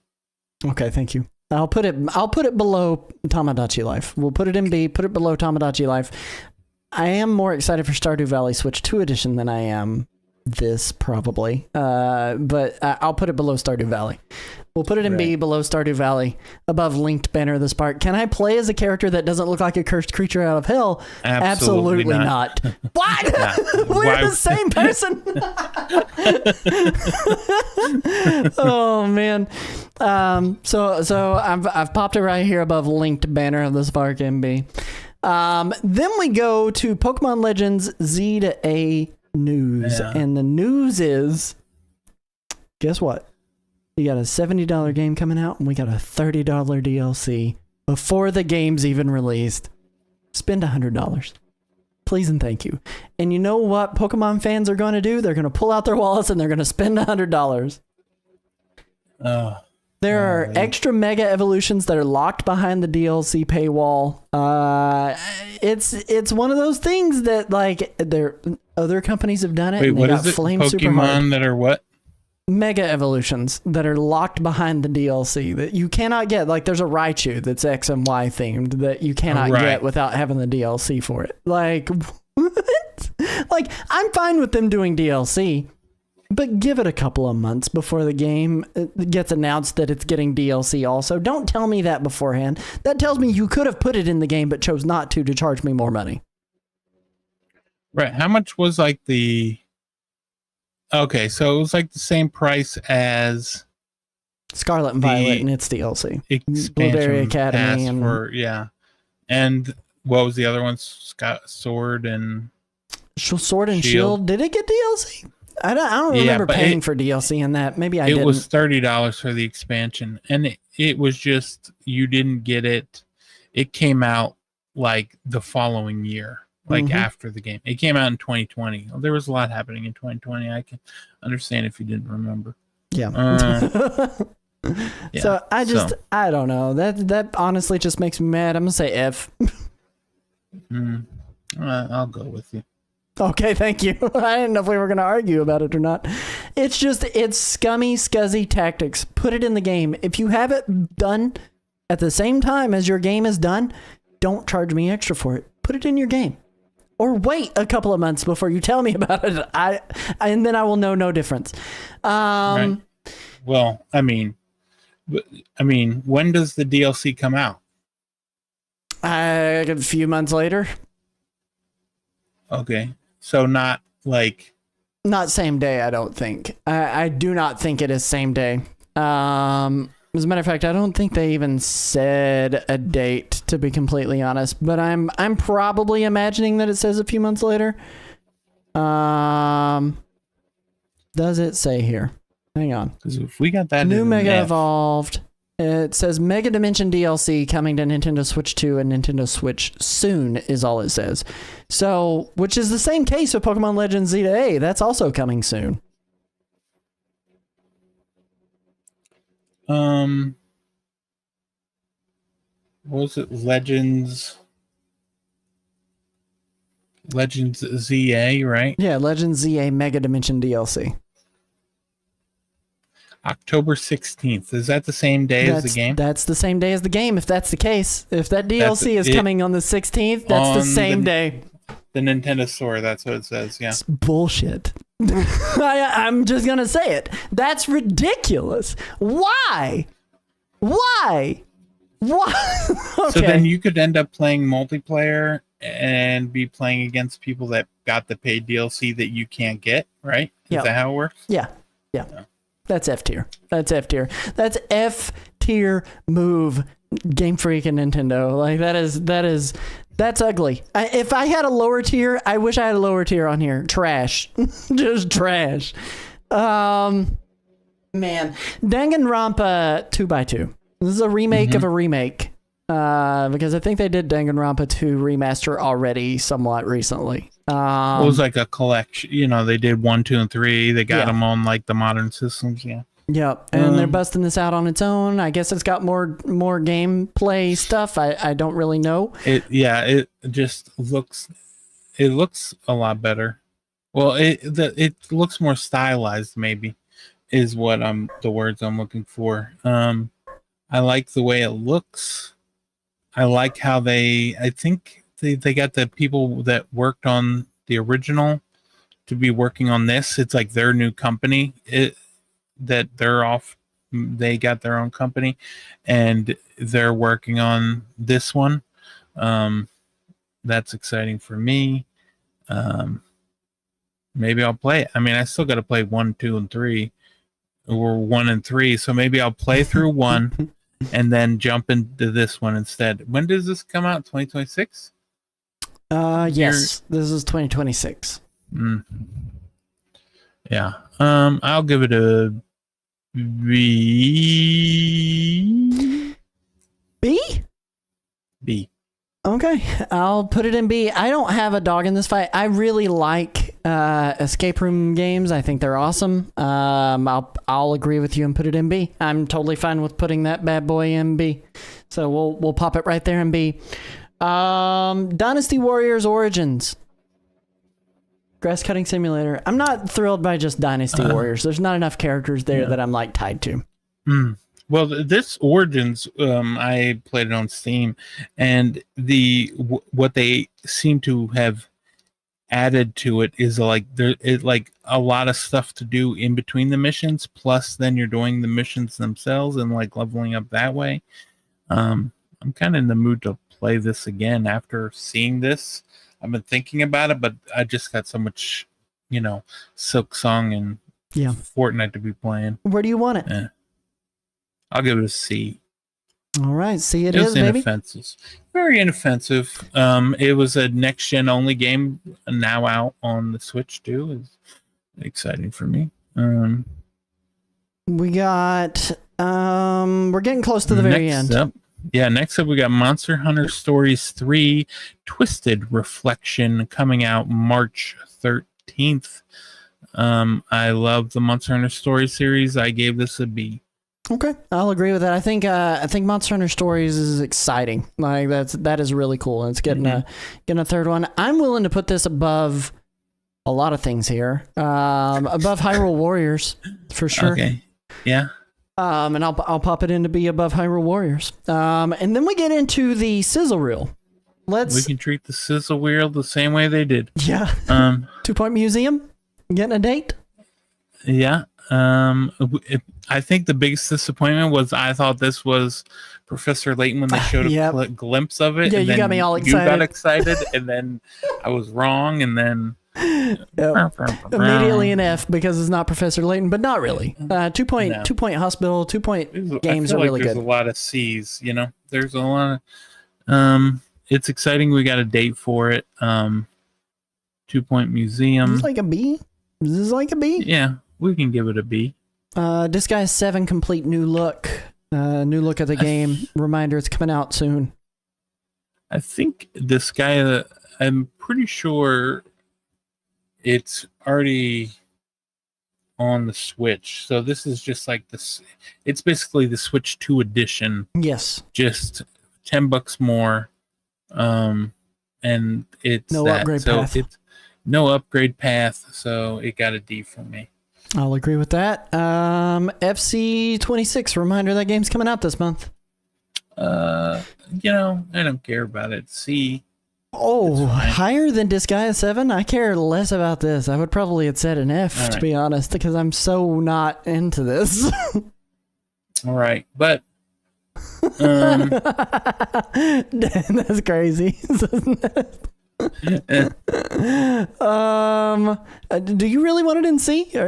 No, you can put it wherever you put it. Yeah. F is fine. Yeah. Dragon Quest 1 and 2 HD 2D update on that game. It's coming out someday.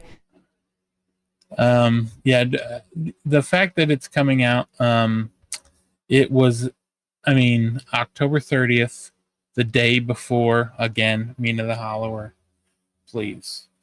Plus, I feel like they did this in reverse order because 1 and 2 are so like bare bones Dragon Quest games compared to 3, like where they added a lot more, and then they bring us 1 and 2 at the same time. The reason we have 1 and 2 is because you need to have both of them to even feel close to a full pack. I don't know. Just give it a D for crying out loud. Oh, geez. Yeah, I don't disagree. I can play that elsewhere.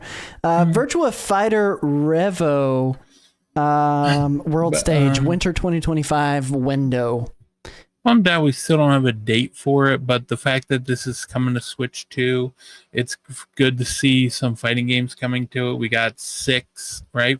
Street Fighter 6. We got Virtual Fighter 5. We just need like Tekken 8 or whatever. So I'll give it a B. What do Lego you wanna give Voyager's reminder. I'm fine with that. Lego Voyager's reminder that this game is coming out. We're excited for this one. It looks awesome. The more I learn about it, the more excited I am for it. Yeah, which I guess they announced at the Direct, like in that short, like the sizzle reel, it showed a Switch 2 edition, which had not been announced, didn't have a storefront, and got added after the Direct. So, the fact that this has the, the Friend Pass is exciting, is nice. It's out now. It does not have cross play, so you need to play with people that are on the same exact system as you. Kind of a bummer. But I mean, that wasn't a part of this. It was just basically a reminder. It was like a non-announcement, really, because we already knew the date. We knew that it was coming. The only announcement here was that it's also coming to Switch 2. So for that, I give it it's just a C for me. Okay. And then the final, two more things in the sizzle reel. Little Nightmares 3, October 10th. It's just a reminder. This is coming out October. Yeah. No real new looks. It was all just like the same gameplay that we've kind of seen. Mm-hmm. This is not. Yeah, I'll put it wherever you want to. This is a D. This is a D for me. Okay. I'm excited for that game, but the announcement itself is not all that cool. Right. Persona 3 Reload. Person 3 is what I put on the thumbnail. Person 3 Reload reminder. Right. We got Person 3 Reload, October 23rd. We already knew the date. The only announcement from this was that there was a demo out now. Yeah. So the demo is out there. I think your save carries over to the full game, right? It should. If it doesn't, this is a long game to be not carrying over your demo save. So. The demo is the beginning of the game. So yeah, I believe that is the case. But yeah, that's exciting for me. Just the fact that a demo is like out now. I would have liked, Metaphor ReFantazio to be announced for the Switch, but I also can understand them not wanting to take away from Persona 3 Reload. They have plenty of time. They can announce Metaphor in like a January Direct, come out in like March, April, whenever, So yeah, this was just a run-of-the-mill C announcement. And then we get into a 3-parter here. This is like the next like big announcement that they did. Second to the final big announcement that they did. And it is Resident Evil Requiem. Officially got confirmed that it's coming to Switch 2. We also got on the same day, because we got the release date also, on the same day that it comes out, which is February 27th, Resident Evil 7 Gold Edition. This is, Resident Evil 8 Gold Edition. Both of those coming full on to the Nintendo Switch 2. On the same day of all, like, why not even just like 2 weeks earlier so you could play? Like, why release all 4 of those or all 3 of them 7, on the same 8, day? 9. That's crazy. The one nice thing is like this Requiem this is like the new version of the RE engine, which is like the open world version. So the fact that Resident Evil Requiem is coming day and date with the other consoles just tells me like there's hope for Monster Hunter Wilds in 2026. Yep. They might wait and bring it out with like the DLC, like expansion. There's going to be a Wilds expansion. But yeah, I'd probably give this announcement a B. Yeah, I would say an A for this one. Honestly, like this is go A. This is an exciting announcement. Like to have all of those native on the system, like that's a big deal. And I would have liked 2 and 3 as well, but 2, 3, and 4. 2, 3, and 4 remakes. But I can see them coming in the future as well. I mean, this is the beginning of the Switch too. There's plenty of time. I'm sure there's going to be a lot of ports. Well, there already have been a lot of ports. Like, look at this whole Direct. But there's going to be a lot of ports in the future as well. Yeah. But they did not end with a port. They did not. They ended with, and we kind of talked about it during the pre-show because I started playing through Three Houses again. This is a good announcement. This is maybe the best announcement, in my opinion, the best announcement that came. And that is Fire Emblem Fortune's Weave It does seem like it is a sequel to Three Houses because Sothis is here. They feature her heavily. Right. She has like some time skip shenanigans probably going on because she looks older. She doesn't look like a child Right. like she looks in Three Houses. I almost feel like it's like the next generation yeah. from Three House, like their kids, you know? Like I am could so see excited. older. But it also versions of looks that. like a prequel because it looks like Roman Colosseum era times and not like medieval Europe times. You know, like right. this looks like the Rock Age, not the Bronze Age, is what it kind of looks Well, like. like maybe she's traveling. Maybe you were traveling in time. She goes to the future generation, and gets their kids because they're too old, and has to take them back to fight something. Who knows? But it is. Is it Fortune's Weave? Yeah, Fortune's Future? Weave. Fortune's Weave. Yeah. So I feel like there's going to be a lot of time shenanigans. I mean, they've done it before in Fire Emblem games where like, you're like having kids, and then those kids are they like go and you have the kid, and then they come back from the past or from the future as an adult to come help you fight and join your party. So, I mean, it's not the craziest thing to think that, but yeah, this was probably, this was right up there with Hades 2 for me. Yeah. And S tier. This is 100% an S tier announcement. I mean, I've got the trailer pulled up here now. This is like Roman Colosseum era. The graphics on this, like, here's the thing is like, is it pushing the Switch to its limit? Probably not, but that's because it has a very defined art style, right? Like, this is like, you look at this and you go, oh, that's Fire Emblem. You immediately recognize it as Fire Emblem. If you told me this started as a Switch game, I would tell you duh. Yeah. And but at the same time, like, it still looks really good. Like the animations here are really clear and clean. I can tell you from revisiting Three Houses on the Switch 2, graphically it doesn't hold up. There's a lot of aliasing around your character. There's a lot of pixels that are getting lost.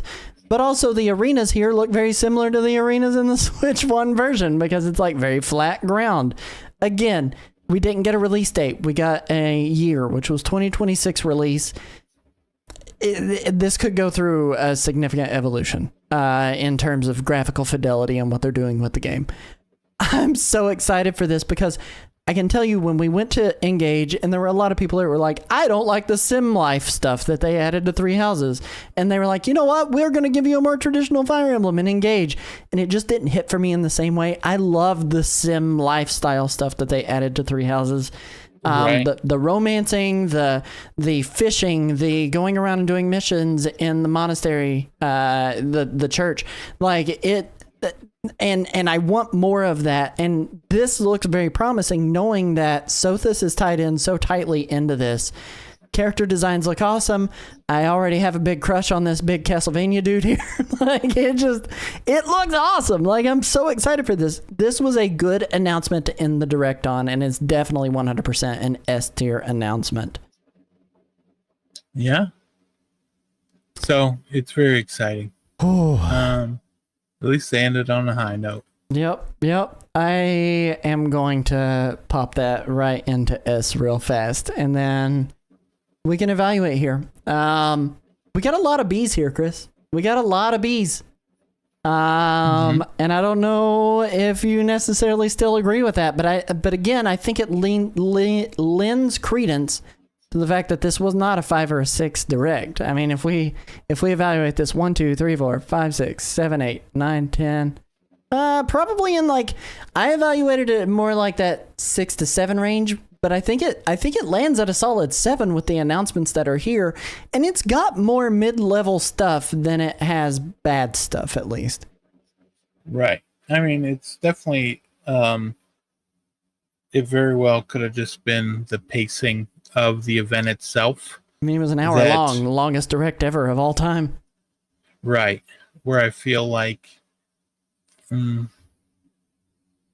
I liked some of the games, I feel like there was bigger stretches of announcements, like slow, like announcements that didn't really speak to me. I feel like is what happened.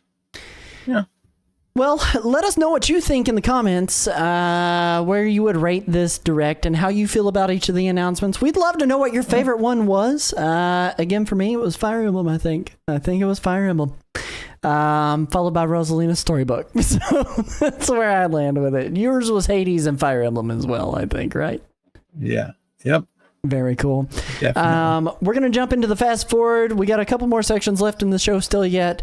Hang with us right after this bumper where Chris is going to tell you about all the games that are coming out or came out that we didn't know about right after this. Tell the people, Christopher. Listen, I'd love to tell you about them. Okay, so first up, we've got Strange Antiquities. Okay, Strange Horticulture was the first one in the series. This was already getting good reviews. Very exciting. Comes out tomorrow. It is normally $17.99, but it is on sale, I guess, until Friday, right? Or this weekend, for $16.19, 10% off. And yeah, it's a game where someone will come in and be like, hey, help me. I'm looking for this this real oddball. At least that's how you had to go and travel around the world and use the money that you got for stuff, and you got a map and you had a book of antiques and kind of have to source out, you're going to get clues that will help you solve what people are looking for. You might have multiple people asking you for stuff at one time and then just kind of go from there and get that. But yeah, Strange Antiquities coming out tomorrow. It is on the Switch 1, but it says, behavior consistent with Switch on Switch 2. So that's exciting. Next up we have Earthian. Mm-hmm. This is coming out September 18th for $19.99. This is a game that was I think it was a Japanese arcade game, right? Or was it a Atari or Genesis game? I'm not positive on its release history, I'm going to be honest. Right. I was trying to look it up to see what it was. Oh, okay. So this is kind of one of those games that was it's out now, but it's how people will make games work on it's a game Genesis. made now that will run on the Genesis. Yeah, Genesis era, but not a Genesis game. Right. But they are making a version of it for the Genesis. That tracks with that will runs. work on the Genesis, So there's that. But yeah, so it is just a shoot 'em up. Like I said, it comes out on the 18th for $19.99. Then we got Platypus Reclayed, which is, I think it's this sequel / they made Platypus 1 originally, and now they're making the sequel. I think this is okay. So it's coming out the 18th as well for $14.99. This is the shoot 'em up that I'm excited for between the two. I'm gonna be honest. Right, that one looks like a Genesis game. This one looks like it's made out of clay. It looks like the gameplay looks almost like the front cover of Super FX Racer. Right? Is that what it was called? I was thinking Clay Fighters 63 and a quarter. Okay, yeah, Clay Fighters definitely looks like Clay Fighters as well. Yeah, but yeah, very excited. It looks really good. The thing that sucks is there's a demo on Steam, but not on Switch. But So it does say Platypus Reclayed isn't just a simple remaster, it's a complete revamp, reprogrammed from scratch. So with new models photographed in 4K widescreen, featuring updated gameplay and new weapons and additional content. I think they made it and then like on their own. And now that they made money from selling that one, they're like, let's do it the way we had envisioned it in the first place. The next one up is, what is it? Tau and the Guardians of the Sacred Tree, coming out September 19th, $29.99. There is a demo on the eShop that you can go ahead and get right now. This is a game that is published by Namco. Or Bandai, but it's made by Brownies Inc. And so Brownies Inc. is a company that worked with Nintendo. It was like they did the I think it was like it's now One Up Studio, which is what Brownie Brown used to be. And they did golly, what did they did like Flipnote Studio. They helped work on Mario 3D World, but they also did like the Secret of Mana. It was like the creator of Secret of Mana left, made his own company, and then did like Sword of Mana. They helped a lot with Mother 3, with like the development of Mother 3, and then Heroes of Mana. They did they helped with, I think it was Professor Layton's London Life. They did that, like the on the DS. It was like the mini game that was in the Professor Layton and the Last Spectre. But anyway, so then they ended up, the creator of Secret of Mana left Brownie Brown, created Brownies Inc., and now this is that game. So we got there eventually. But yeah, it is. There's a demo available September 19th, $29.99. Go ahead, check it out. It is like a third person. How would you describe it? Third person action adventure game, kind of action RPG, maybe. Like almost plays like, you know, like a Tales game or something. Like a Tales of Symphonia. Secret of Mana game. Yeah, Secret of Mana is probably closer. Like you did all the setup with Secret of Mana, and then went Tales. And it looks like a Tales game. Yeah. All right. So then they got Trails in the Sky first chapter, coming out September 19th for $59.99. This is they're doing the thing with the upgrade pack where it costs $1. So, and the reason it costs $1 is because legally in Japan you have to charge for something, and $1, like it's like 100 yen is the cheapest you can do. So they're charging the same price in America. And so that's what this is. So the upgrade pack for this, there is a demo out now. Oh, I didn't put this one in Switch 2 segment. Usually I put these in the Switch 2 segment when there's a Switch 2 game, but yeah. Oh, yeah. I guess not, yeah. But anyway, but yeah, we can talk about it now. But there is a demo. There's the demo on Switch and Switch 2.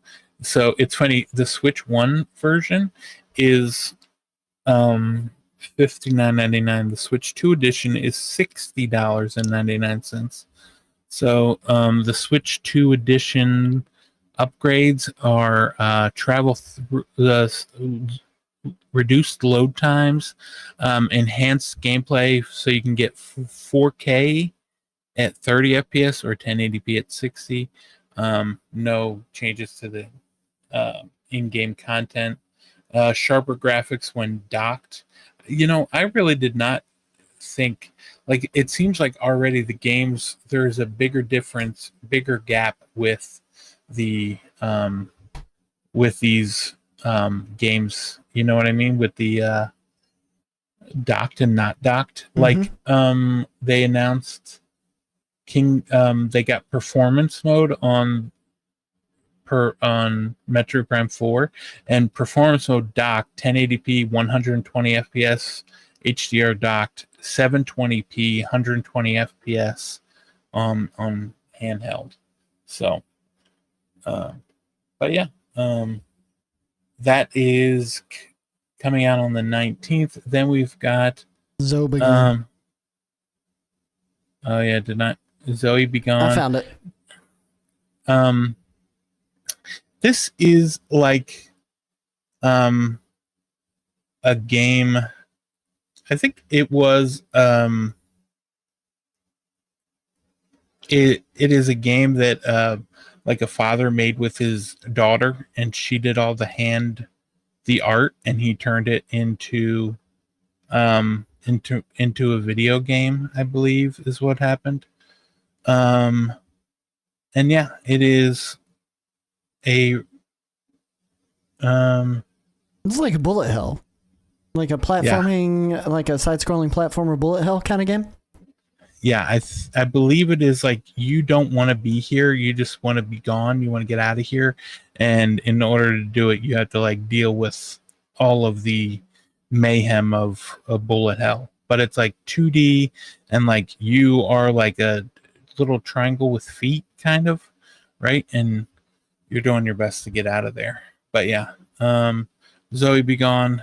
The demo, I played the demo on Steam, and it's really good, and that's why I wanted to add it on here. And then, golly, how many games we got on here? You added two during the pre-show, and I was like, "There's a lot on here, dude." All right, so that is $9.99. It's out on the. Is it the 19th? Yeah, it's on the 19th. It's 17th. Okay. 17th on that one. 17th. Okay. Yeah. And then finally we got Wonder Stars. It's not finally. This is one of two more left on this. Give me a minute. It's kind of like how would you describe it? Anime Golden Sun is what this is. This is the anime Golden Sun.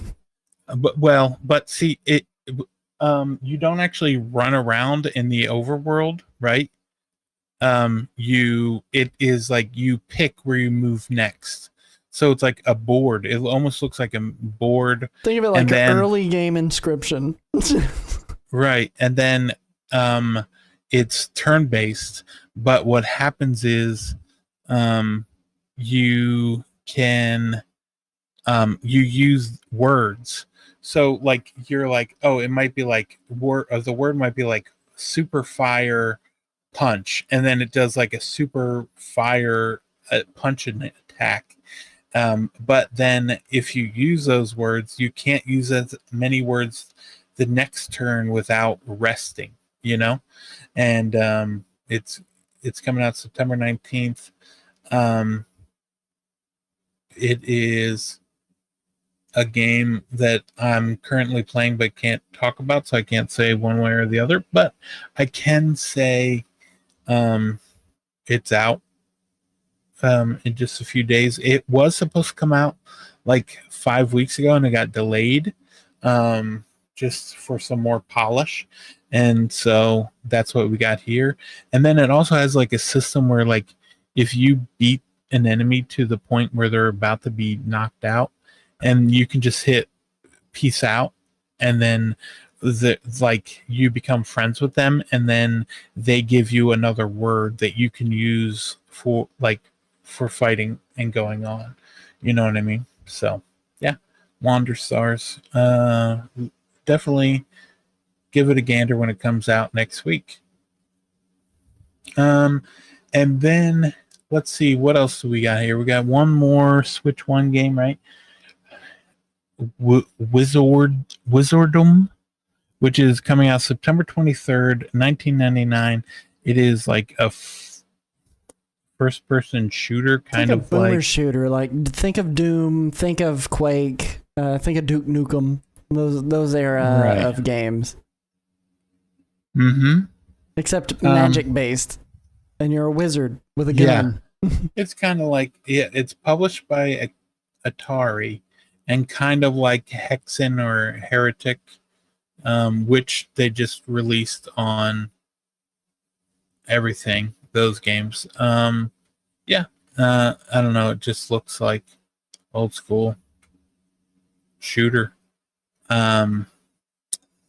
1999. Give it a look. See, give it a gander. Okay, so then we got some Switch 2 games which came out after we recorded. One of them was the Arcade Archives 2 Video Hustle, which is just a pinball game. No, it is not. That is a pool. What do I think? Pinball. No, it is a pool game. $9.99. Go ahead, give it a go. Or don't. It's up to you. But then also Linked Banner of the Spark, that is coming out. That came out on September 12th during the Direct. It was one of the out now games. $24.99 out on the Switch and the Switch 2. Go ahead and give it a look-see. Okay, that's it. All right. Well, listen, that is it for the fast forward segment. We do have another segment in this show, and that segment is known as Pixman. This is the game show segment of the episode, Pixman, aka Pixel Minute. In this segment, Chris has exactly 60 seconds to try to guess a game that is pixelated and will slowly reveal itself over 60 seconds. This game came out within this week, but years ago, or maybe more recent, who knows. But Chris, the faster you answer, the faster you guess this game, the more points you get. I'm going to get ready to set this up. Okay. Are you ready, my good friend, for your game? I'm ready. I got it loaded up. I'm ready to go. All right. We are going to go with Pixman in 3, 2, 1. Let's go.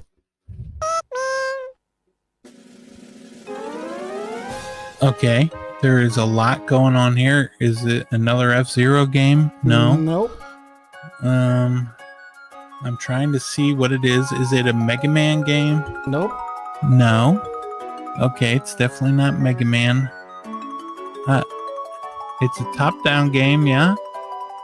There's no way of knowing. It is a health game. I see that. What is it is this? A health game. There is a game with health. I'm trying to see what it is, and I have. Wait, does that say the sun? Is that the